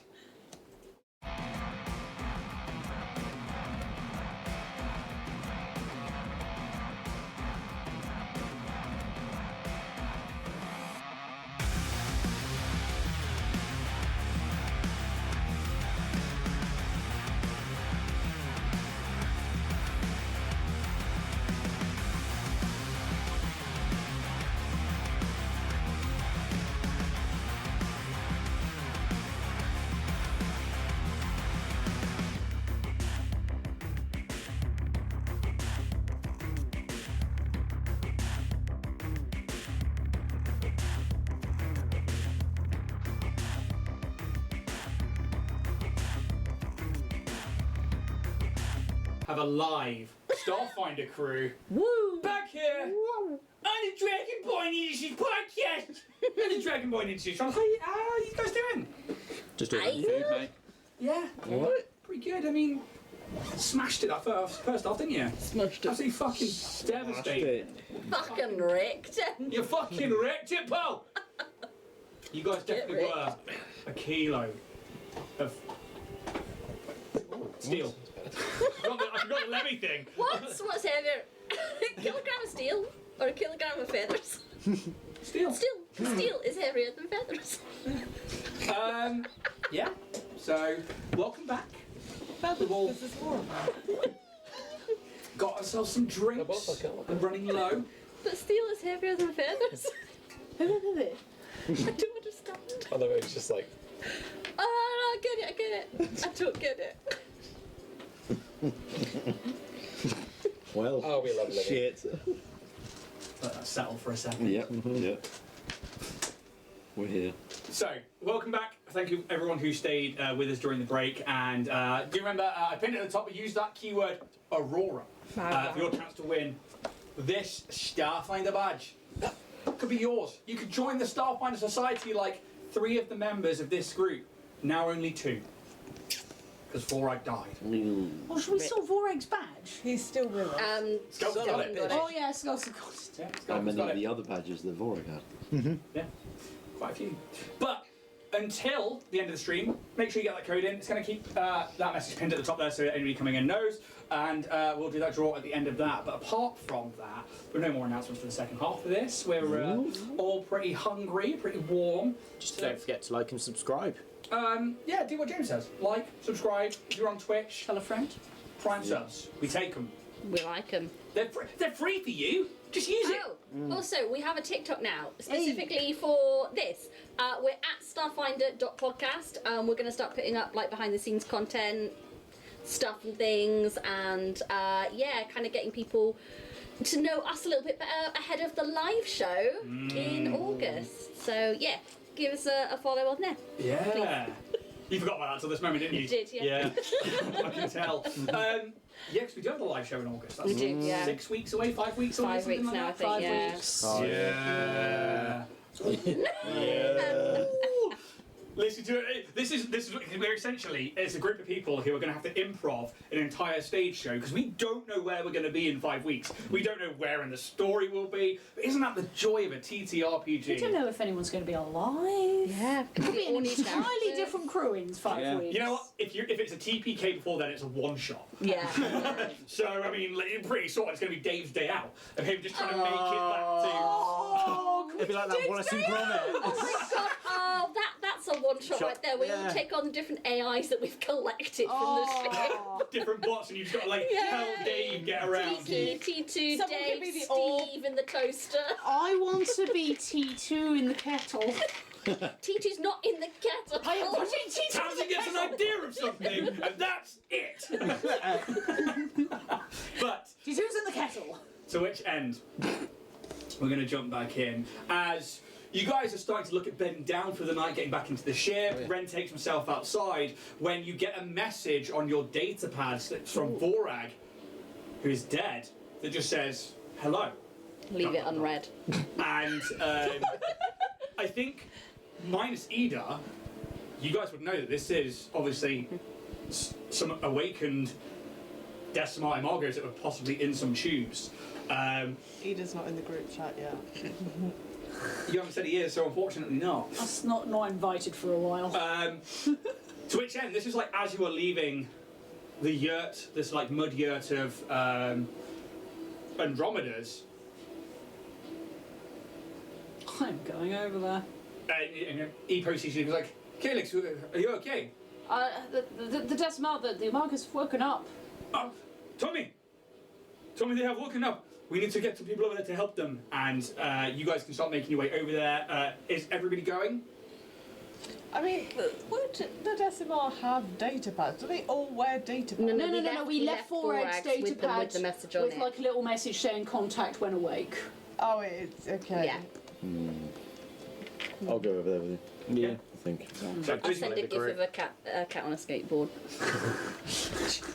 That's karma right there. The chair's back as I did that. You're right, mate. Nope. To which end,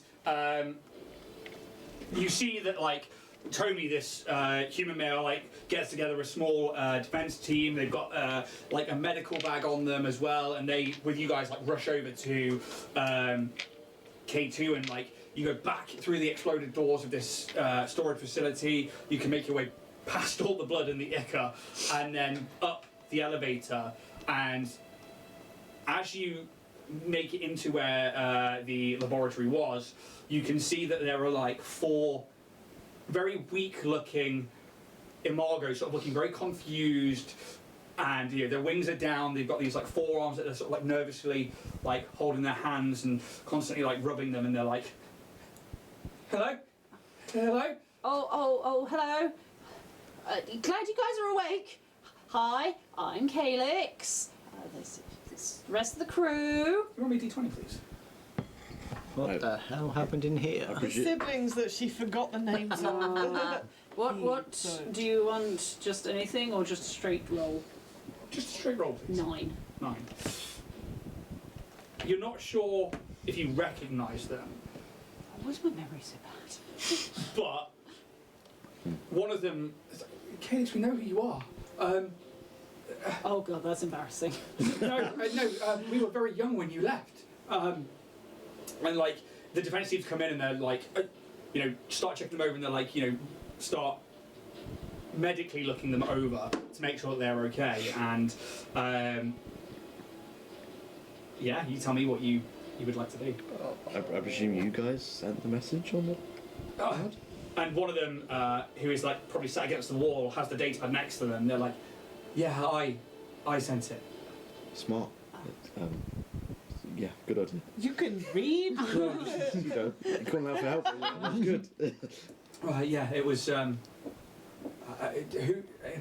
Where are we? What happened? So I think probably the first thing that needs to happen is. Okay, so we're all quite tired. It's like 3 o'clock in the morning right now. We're all probably just going to get you to medical, and then we can explain in the morning what's going on. But you guys are safe and you're all right. You should probably have some nectar tea. Actually, that will probably help you guys. Sounds good. And Yeah. like 3 of them like have to be like helped up by the defense teams, but there's one of them who like can just about walk out on their own. Try to mind the blood. There's a lot of blood. There's a lot of things been happening, and we'll brief you in the morning. But probably get some rest for the moment. Well, we'll take that data pad, thank you. Yeah. Thank you. Hand it over. Good. Whatever else you carry. Stacking it, I've got like 3 on each arm now.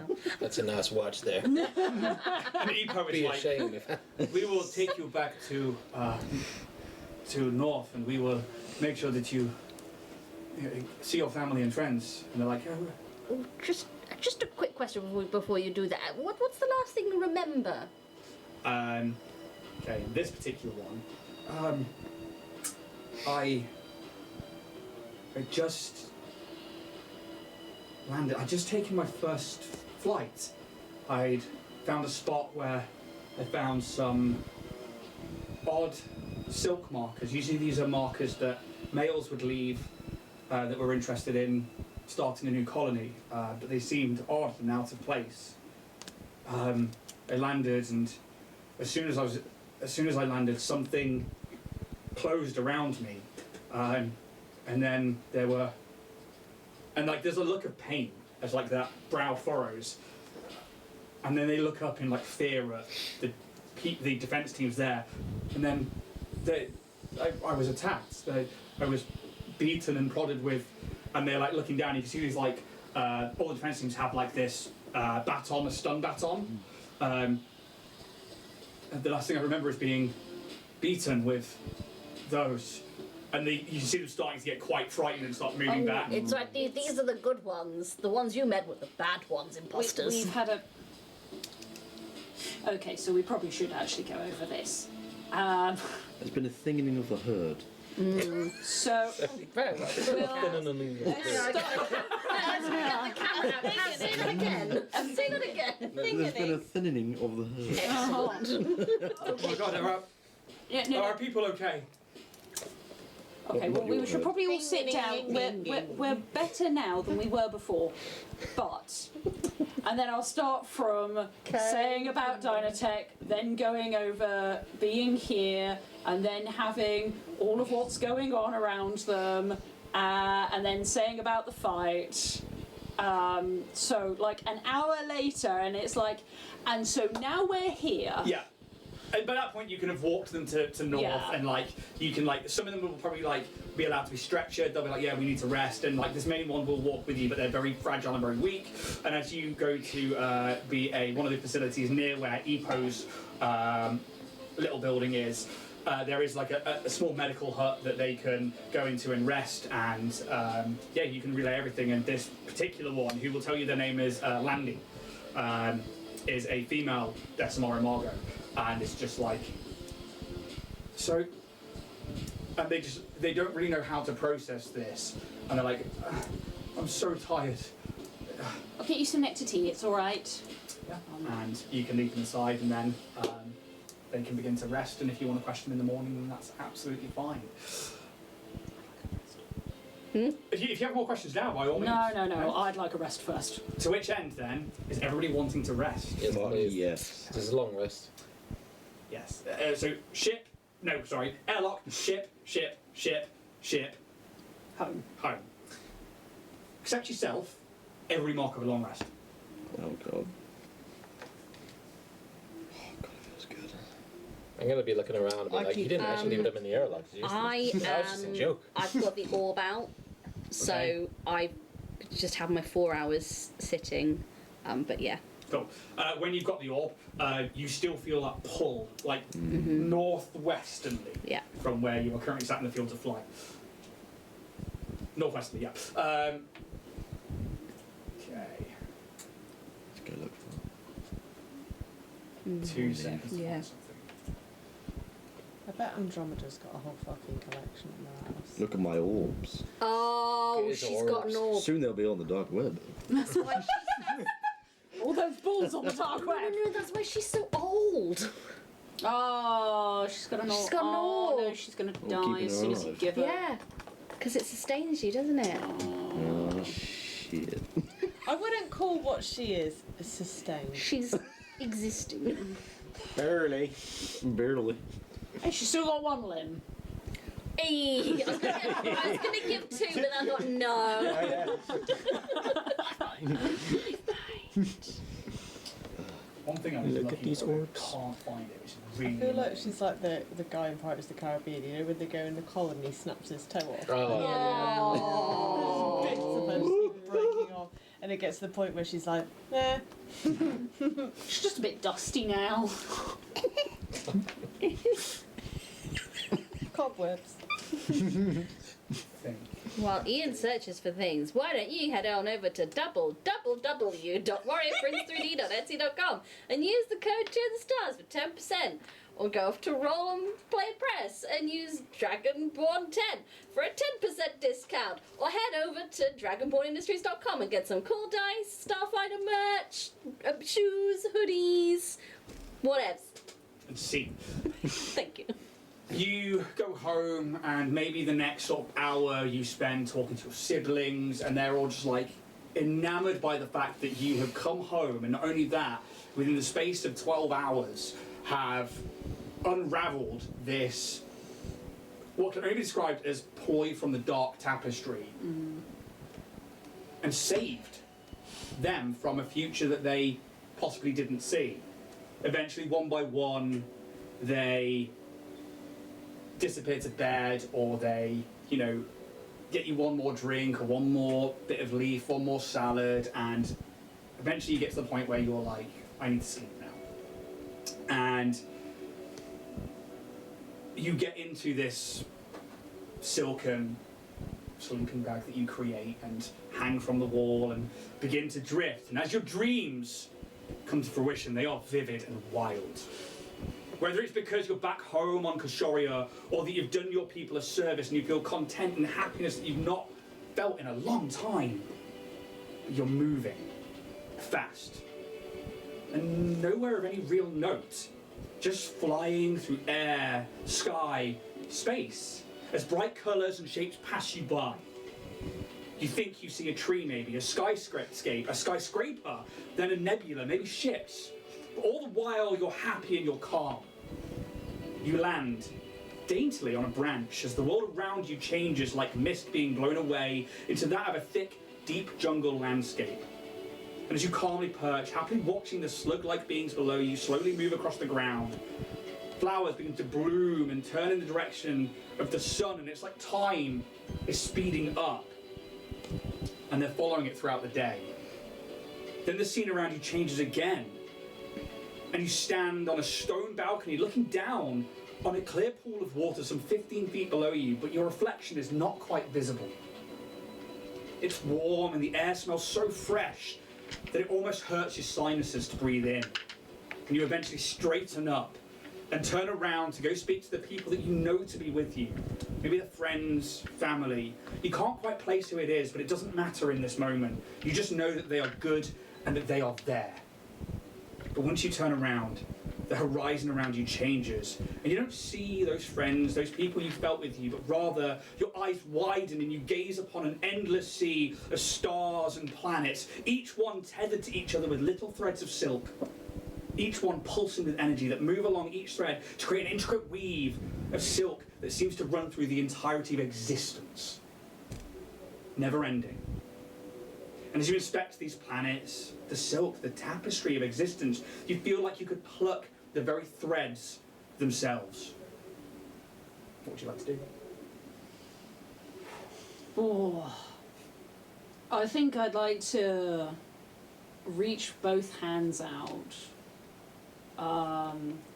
and sort of like try and I'd sort of try and create magic, but it would be sort of creating silks from my hands to attach to these silks, to just feel them, to feel their pulse, to feel their thread, to feel their pull, and feel it like directly into the magic that I sort of innately feel. Can you roll me a d20, please, and add your key ability score modifier?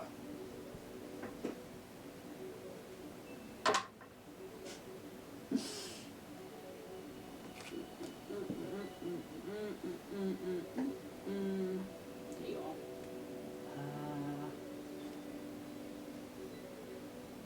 21. 21.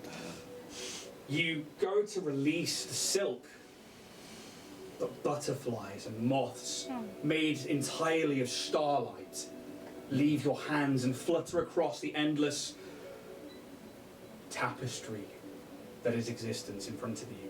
And as they do, they land, and threads begin to pulse with bright energy as little beads of light that these butterflies and moths all seep into, and then they seem to travel through the silk itself, and when they settle again, 5 nodes stand on this tapestry. They stand out brighter, like little glowing dots. One takes your eye. There's a slightly purple-pink glow to its brilliance, and you know this to be Kashoria. What do you do? I'd like to try and memorise where the others are in relation to Kashoria. I'd like to try and make like a sort of mental image of the nebulas, of the stars, the sort of way I'd like to map stars anyway through like their webs and how they're attached. Roll me a d20. Can you add your... If your profession is Astral navigation, you may add that to it. That's a 20. Is that a nat 20? That's a nat 20, so that's 31. Whoa! Nice. It's not even like you even have to will it. It just, this essence leaves your body, and that tapestry, like a ripple in the water, drifts out from you, and with it this like surge of your own essence. You can see that, yes, the great tapestry is ever changing and ever distant, but what you're seeing is between the weaves and the drift and all the different planes of existence all folding over onto each other as this tapestry seems to sit on top of it like it's swirling water, like a river, like a sea. But you get the sense that mapping it isn't necessarily possible from here, but you do notice that those 5 nodes definitely sit within systems that you might recognise, especially with that kind of check. One of them being Kashoria. You can see that, although it looks different to how it would on an astral chart, you can see its surrounding stars are there. The next one is a slightly blue dot that you can see maybe the constellations around it would lead it to be Absalom. Another one is off in the distance, and it has a almost like a tear in the tapestry around it, where there is almost a black void you can see through it. There's another one that seems to be moving, and another one surrounded by red. What would you like to do?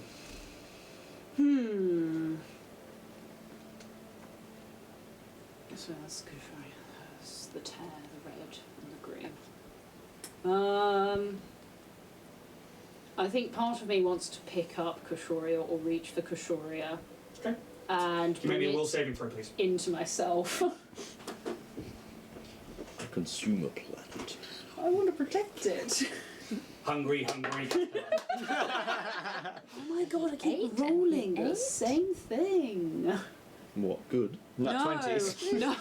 God, I wish. 20. Times will forget about the nat 20 mode. Will She'll only remember the low saving. numbers. No, actually, I have feel gone called out? over all of my combats and I roll horribly in combat. Constantly. That is a 13. Okay. You reach out and the entire tapestry turns back into these butterflies and surrounds you, and for a minute you go to cover your eyes, and as you open them again, you stand on that stone balcony above that pool, and you turn around and you see a ball of pure white energy, where behind it a window in the shape of butterfly wings with endless stars and scape stand behind it. You blink and you're back looking at the tapestry. What would you like to do? Okay, so Kashori is safe for now, so I can leave that one. I think I'd like to look at where the tear is in the tapestry. Okay. And Have a fortitude saving throw. Oh no. if I die in my sleep, it'd be hilarious. Fortitude. 17. You go to have a look, like moving your head closer to the tapestry, and it's odd because the tapestry itself is this endless vision of stars and silk, and it's so far away, but yet it's tangible. And as you move in to have a closer look, you start flying towards the tear at an alarming speed. Your heart begins to pound faster, faster and faster, and it's hard to keep your eyes open. And in the moments where everything around you is blurry and moving so fast, you are just holding on tight. And as you get to the point where you feel you're about to cross the threshold into the void, this gaping maw, larger than you could imagine, teeth larger than buildings, erupts out of the darkness to swallow you whole. And as quick as the darkness comes, you are standing in a dark ruin of stone and dirt, somewhere cold and forgotten. And in front of you, lying on the ground, next to a pedestal, a ball of light. And you step forward to go and touch it, and again you're stood in front of the tapestry. Feels like a trap. Hello? Is anyone there? Give me a persuasion check, please. Oh. Persuasion for hello.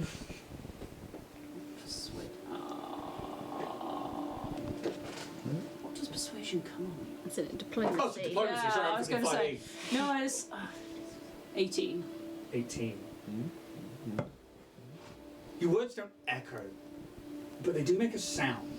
It's almost like you're not in the void of space, but you are. You can hear yourself. They leave your presence. You don't hear a response, but you do feel like somebody is with you. Somebody comforting.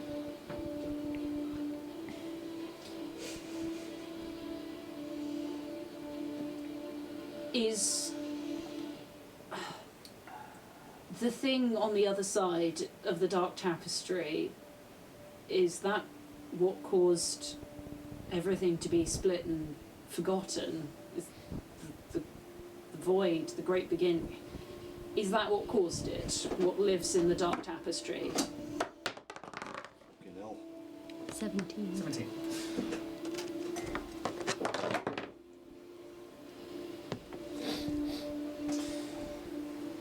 Again, you speak out and you feel for a moment like your words fall on deaf ears. But then a sense to look further at the tapestry fills you. I will inspect the tapestry. You see the same thing that you've seen before. These little points of light. Can I sense what has caused the rip? Or actually, no, I'm just going to ask into the void, what caused the tear in the tapestry? Again, there's no verbal response, but you just feel that shudder of that gaping maw closing around you again.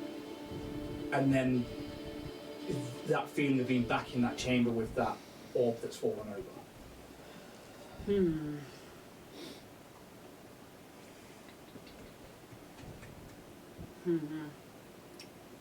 Okay. I'll go and look at the red planet. The red node. Could you make me, please, a reflex saving throw? 21. Okay. You reach for this area of the Great Tapestry as you try and move in to see it. And its silken beauty strains and pushes from the other side like a finger being pushed through. But it's not quite able to breach the strength of the weave. And at the tip of this protrusion, the bead of light, you lean closer, drawn in by its oddity, and the bead shatters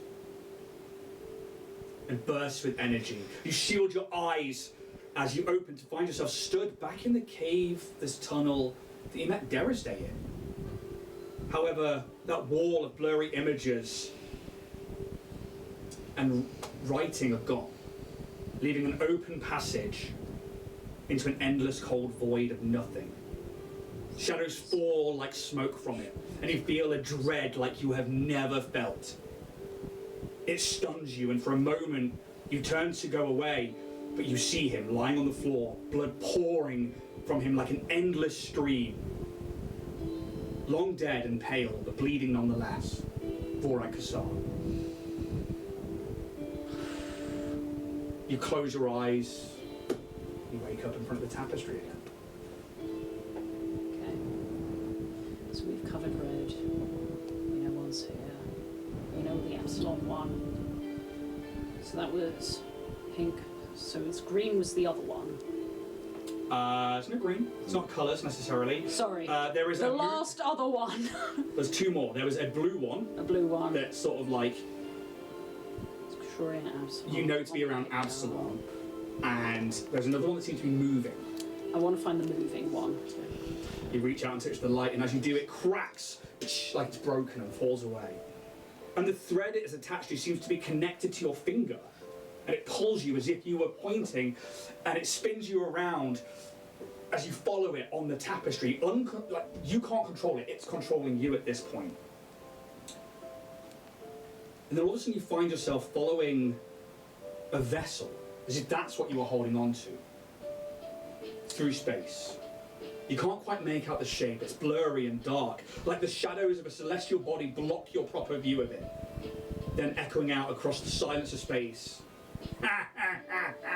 a laugh. And as you land back on this stone platform, this balcony, the tapestry once more out in front of you. Okay. Last one is Absalom. Pretty sure we know where that is, but just in case. Yeah, you step for forward Absalom. towards it. And you find yourself in a strange position. You recognise the space. It is definitely the Galarion system. You know the constellations, you know the solar system. But you're looking at a cold and metal city floating in space. It doesn't look like Absalom, but there are many sailing ships at full mast coming and going, and in the centre a huge tower with a blue beacon burns bright. You fly down into the city, near the centre and into a building where it looks like it's made of old stone and a thatched roof, but you enter, and as you cross the threshold of this building, you're in a cave. A cavern, maybe. And it's filled with different gemstones and precious metals, and among some ingots of steel or iron or some other alloy, you don't know what, and coins and jewellery. You just see a burst of glowing white light coming out from some kind of sphere buried in it.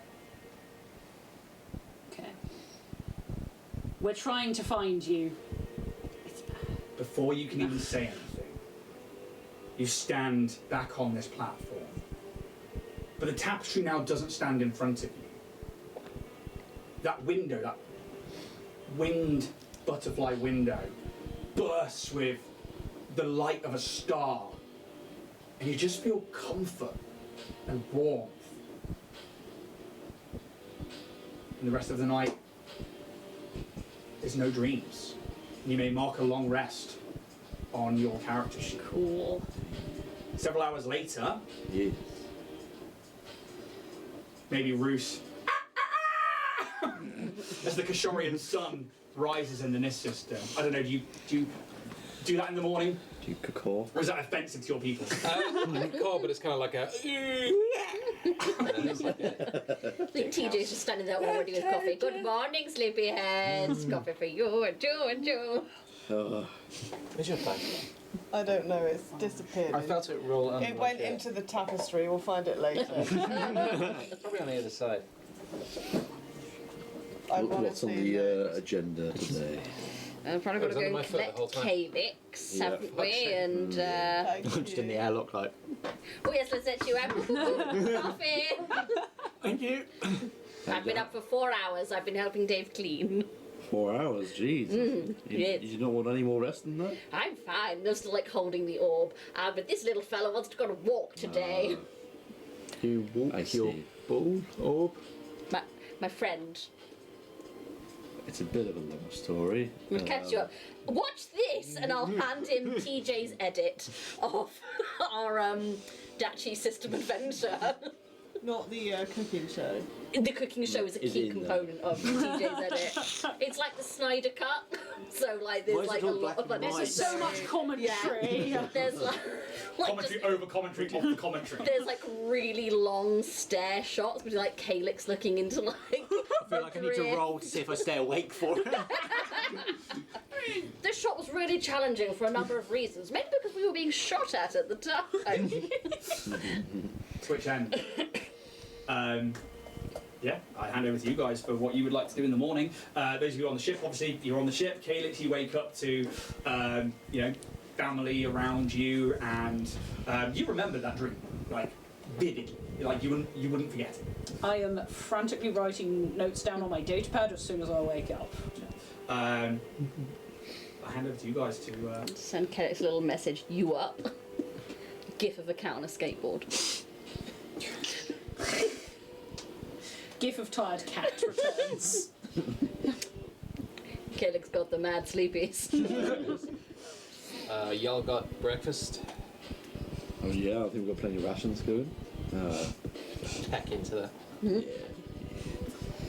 So we should go find Calyx? Yep. Yep. Right, cool. So, I know I was kidnapped and brought here, but what's been going on here? You watched the video? Yeah, I'm gonna. I edited this last night as well, and there's TJ's cut of the Kashoria adventure, and it's literally titled The Kashoria Adventure. That's me. It is you, and that's Shoria where Chaos. Chaos in K2. And this is where we found you, and this is Vorak. You don't need to worry about him, and like literally. I think a lot of like is just half shots of Vorak. He starts to say something, gets cut off mid-sentence. But yeah, you could watch my infographics. It would take rather a long time to explain. Watch it on 4x speed. God, I messed up. What do you mean? As in, what they did to Calyx's people? Yeah. What? It's a lot, isn't it? Yeah. There's a lot, and then there's this. Dynatech doesn't care. This just I think Dynatech. Some members of Dynatech are bad people, but let's not tar the entirety with the same brush. The rest of Dynatech doesn't care that this is happening. That there you go. Yes. Let's go find Calyx. Yeah. Yeah. Yep. You'll find me probably over with the Margos from yesterday. So- In the medical Morning, tent. Calyx. And yeah, there's like... Morning! It's more like a herbalist's hut, really, more than anything. Yeah. And there's like these four adult immagos, so like this very lithe but beautiful-looking moth people. They all look very young still. They don't look like Andromeda, who obviously was ancient. But yeah, they're all kind of like, some of them are like just beginning to sit up and maybe sipping on like some nectar or on something refreshing. And yeah, you probably find Calyx as they're just going into there. I'll hand over to you guys. Morning. Good morning. Alright. You rest well? Yeah. I have things I'd like to tell you guys, but probably not here. Okay. Sounds mysterious. I had some wild dreams. Oh. I think Desna is not that kind. Well, I don't know. But hey, I think Desna's trying to say something. I think this has to do With these? Oh, okay. So we're just showing them in cups. I'm just gonna like. I'm not Been gonna no need for the touch Hitler salute.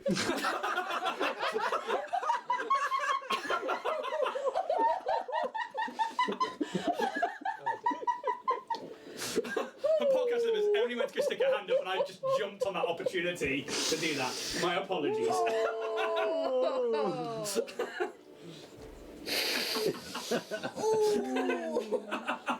You were saying? I don't know if we want to hear it.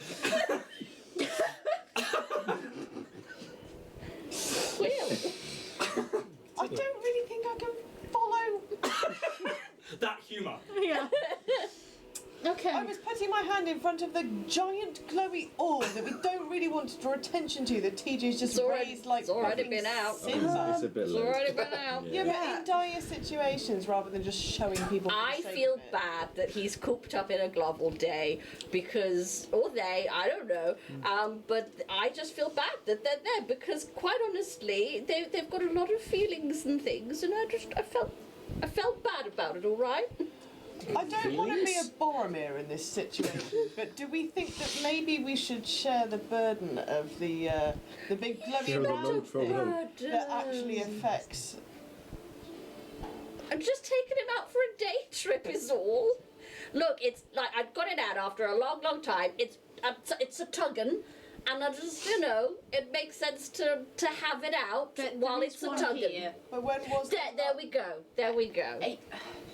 Again, I'm not really sure if we should have this conversation out in the open, but there is one here on Koshoria. I saw where they are. One of them might be lost a little bit, but yeah, I saw where they are. Was it in this direction and in the direction the orb has been pulling? I don't know. It's somewhere on this planet. That's what I saw. Or is it Do you know pulling what the again? surrounding looks like? It's pulling northwest. I think Northwesterly direction? Norbit probably knows precisely where Norbina might be. Maybe ancient ruins. Very good. Pedestal. Right, okay. You mean this orb might know where that orb is? So you can follow. Yes, it took me a while. It's literally the whole premise of I was like, who the fuck is in orbit? But yeah. Oh, orbit, Norbit. Well. Anyway, Calyx. Anyway, the Amargo seem to be fine. And I don't know if you guys want to ask them any questions or anything. I'm actually quite interested to speak to Andromeda. Because I had a thought in my 4 hours. You say Andromeda's quite old for your species, right? Yes. Abnormally old? I'm still having a Hitler salute. I'm so sorry. She's definitely on the higher end of what I've known. Well, we know that that Orby has caused people to sustain without needing food or water or rest and things. And I mean, we saw Vorag's grandpapa. He looked pretty old, but was still pretty brusque and stuff. I'm just wondering if maybe she's got a little bit of that orb in her. You know? You want to take it away from her? No, I don't want to take it away. I just want to I do. ask. Oh, don't want me to have it out in public, but yeah, I'll steal an orb from a geriatric. After we just spent all all those cred sticks saving her, I don't think I'm going to steal the one thing keeping her from just spontaneously. Bye. I would like to talk to the orb potentially. Maybe later. Yeah. Not. I'm really paranoid about this public thing. Okay, like we still have a lot of time. I don't know I'm who gonna is put on you what under my side cape. right now. Yeah. I don't know who any. I'm presuming at this Gonna point you're get still one bit. outside of the. Silk. Or are you Yes. inside of the Yes. healers? Okay, cool. I mean, Dynatech have shown that they don't really care Yeah. about the orbs. They don't. No, They know we haven't. have it. They successfully bluffed to us that they didn't care about it if it meant that we could get rid of. But the they let thing. us take it. They know we have it. It's not a secret. Yeah, because they wanted us to come back to get rid of the thing that was on the other floor. Okay. It was a bribe. Fine. So we forgot that one. We know that there's one here. We know that there's one on Absalom Station. There's one on a ship that's going around. I don't really know much more about it than it's on a ship. Oh, I think but- that was what Grandpapa Vorak was chasing, wasn't it? Yes. Yes. So there's one on a ship, and I think there's one. As I say, it's been lost out into the dark tapestry. Ooh.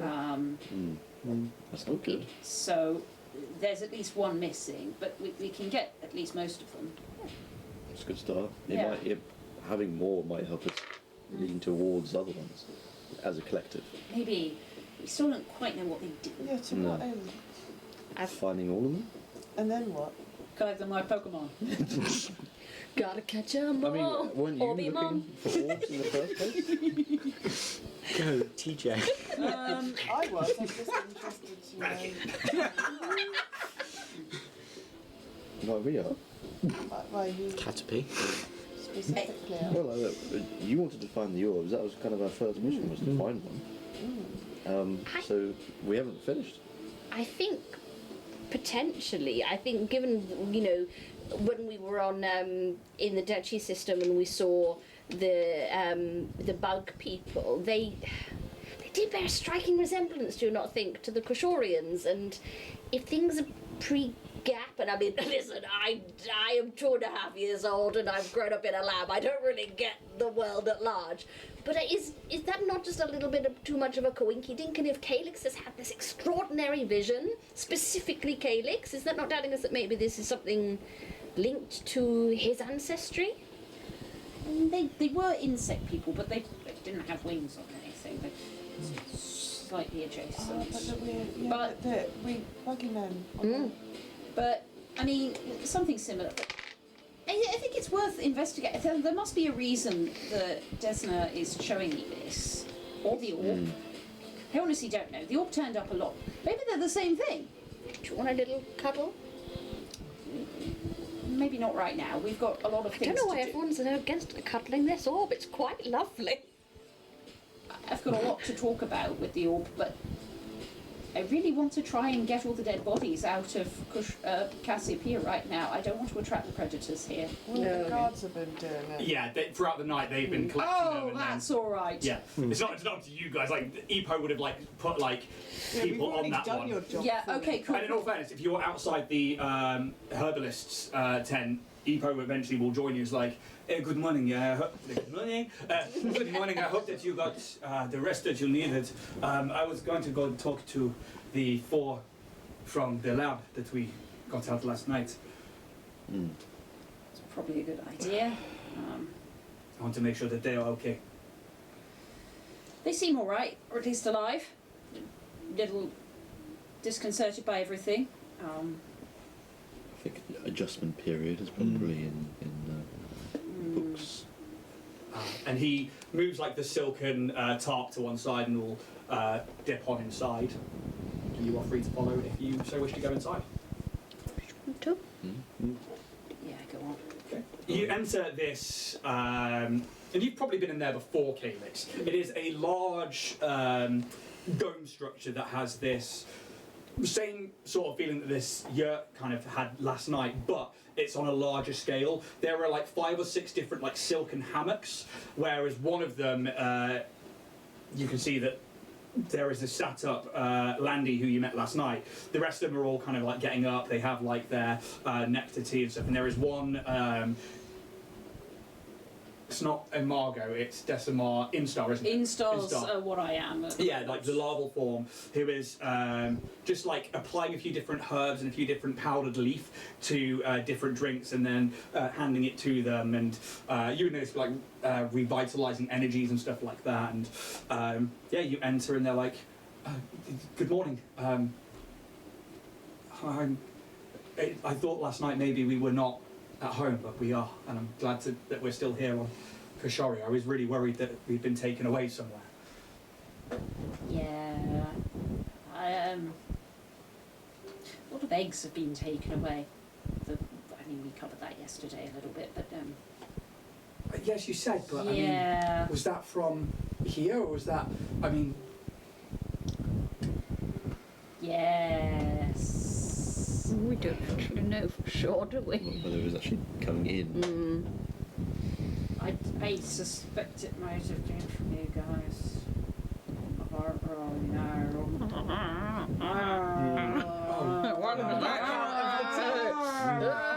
Like Homer Simpson. I don't really know what was going on, I'm not gonna lie.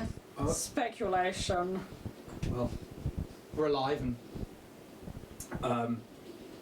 I thank you. Yeah.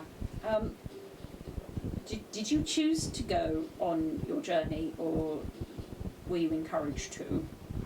Landy will answer. She's like, no, it was. I felt like it was my time to go on the journey and to follow the path of destiny, and then when I returned, I took to the fields of flight, and I went off to go hopefully find a mate and start a colony. Yeah, it was my choice.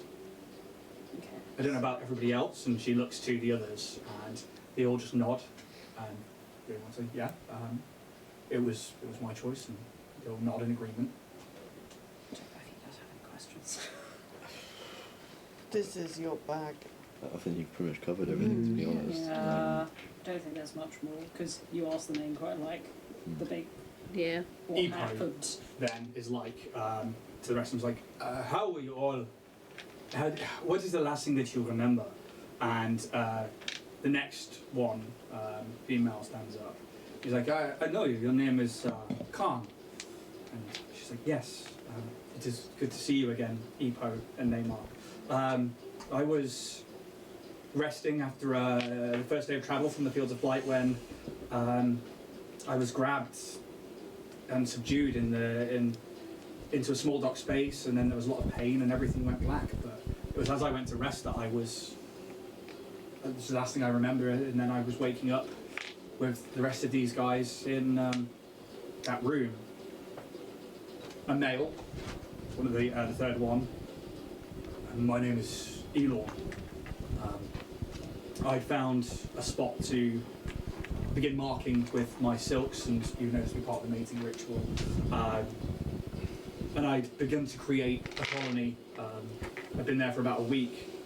A few females had landed to lay eggs, and we began building a community. But one night there was a fire that ripped through our small community, and the last thing I remembered was trying to get the newly laid eggs. And you can see like pain on their face. One of the women that was there, they were burning. And then I fell to the ground and I woke up here. And Epo kind of like, I am so sorry to hear that. And the last one, I am Valmerian. I was on my way back from my journey. And I was going back to Cassiopeia to take my first flight. And I stopped for the night and I made my cocoon to sleep in, and I drifted off as far as I know, and then I woke up in the middle of the night and I was falling from the tree, and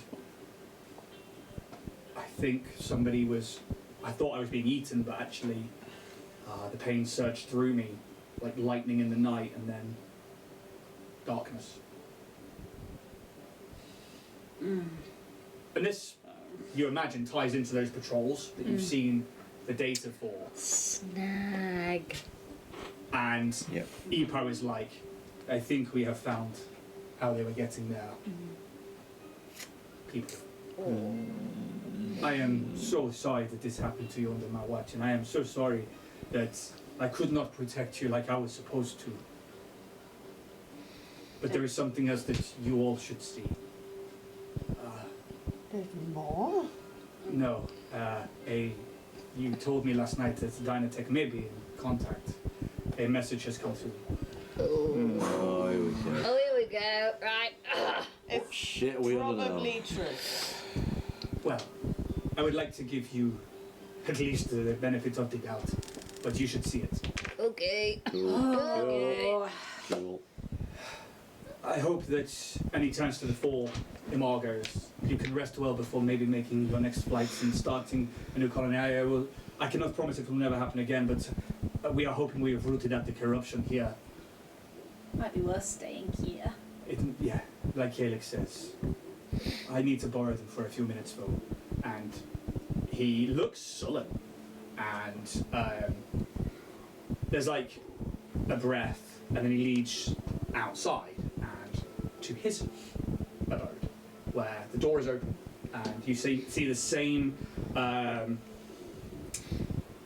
room that you've seen before. This like small table, a work desk, a computer where there is a paused video message, and you see the face of Rena Constantine.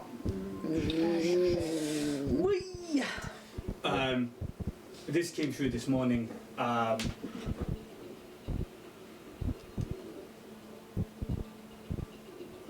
You can see he doesn't know what to say, but then we'll like invite you in. He goes in first and we'll like bring you in.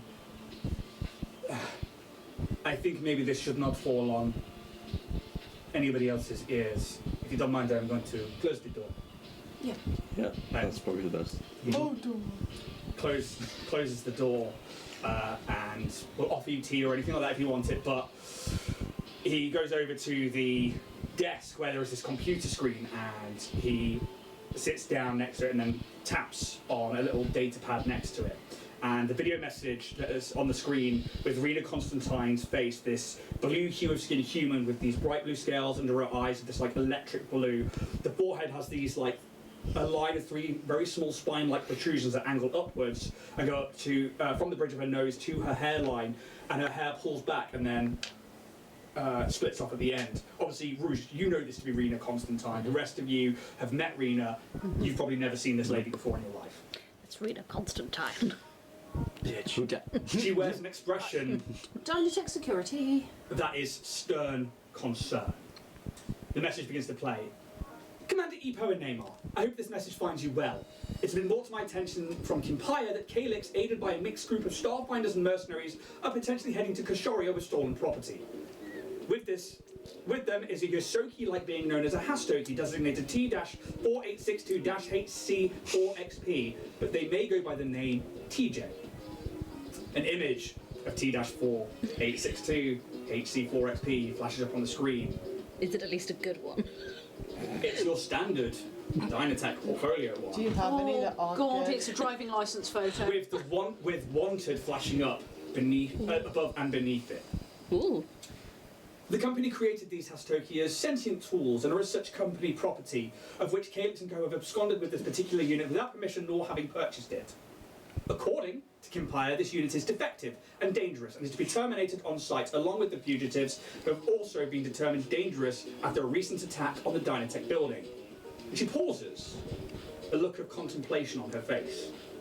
The media department is running round-the-clock news stories with Rick Red Valerian about a recent assault on the building that puts Calix at the forefront to steal this Hastoki unit and kill Dynatech employees, in the process using their relationship with Kimpire as a way to steal an access card with high-end clearance.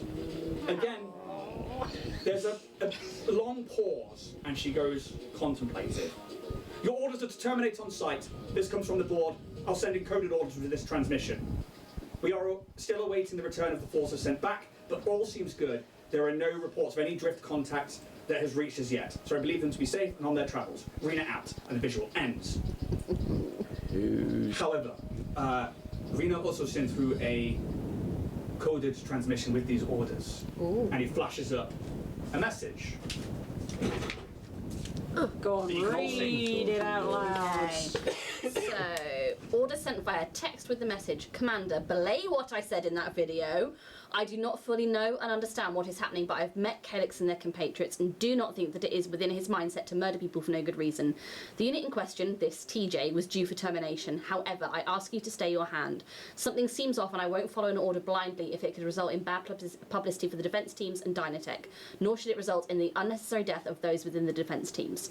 If Calyx and co arrive with you, maybe detain them but let me know via these new encoded messages. I would like to speak with them regarding recent events. Something's not right with this and I'm not wanting to question or act upon it without more information. This could be my head on the block if I get this wrong. Detain if necessary, but I don't think Calyx would go home with a violent attitude nor want to bring violence on their people. When you've established contact, please let them know this encoded channel so they may contact me and I can ascertain their true intentions and position. Well. That certainly spins things on its head. Ooh. I think we're probably going to end the stream now. Oh. Oh no! Gotcha! It's a good sign. I was about to ask whose cornflakes did you piss on? I do feel bad when I talk smack about people and they're all right. So yeah, Shit. we're going to leave it on Damn. that knife edge. Oh. So you guys have got time to think about that, digest it as you will. Yeah. To which end, we are going to draw that lovely Starfinder badge, a giveaway. So I need to bring up my thing here. So, cool. We've got them just there. And last chance, anybody who's watching, if you want to win that Starfinder badge, put the keyword Aurora into chat, and we'll do that in just a minute. I guess. Thank you so much again, players, for just being fucking badasses, realistically. I love it when I get to these sort of things where I get to bring you guys different RP things and you get past certain points where I can finally like start bringing out different aspects of story and it's not just heavy combat for you. So yeah, thank you so much for letting me get to that point there. To which end then we are going to do that draw. So if it's not in now, then you're not in it. To which end we are going to roll that up. Geek Phoenix. Hey! It is coming your way. What I will do is I will send you a private message and I will get your address off you and we will get that Starfinder badge sent out to you. Everybody else, thank you so much, podcast listeners. There's no real map for me to put up this week, so I don't need to put anything on social media. And yeah, I guess we'll see you on the flip-flop. Until then, anything from you guys? Bye. Stay safe. Stay safe. Roll dice. Roll dice. That was weird. You don't do intros and you don't do goodbyes anymore. No. Cut me out. Oh, it was just awkward, wasn't it? It was just weird. Let's leave it on that. It's such a high end. And then Jack just comes in with like that. Oh, Alex, say something funny. Oh, for fuck's sake. Guys, we'll see. Guys, we'll see you next week. Thank you so much. Keep downloading that podcast and checking out the YouTube video. Like, subscribe, all the good stuff. And may those dice gods be ever in your favour. Bye. Take it easy, guys.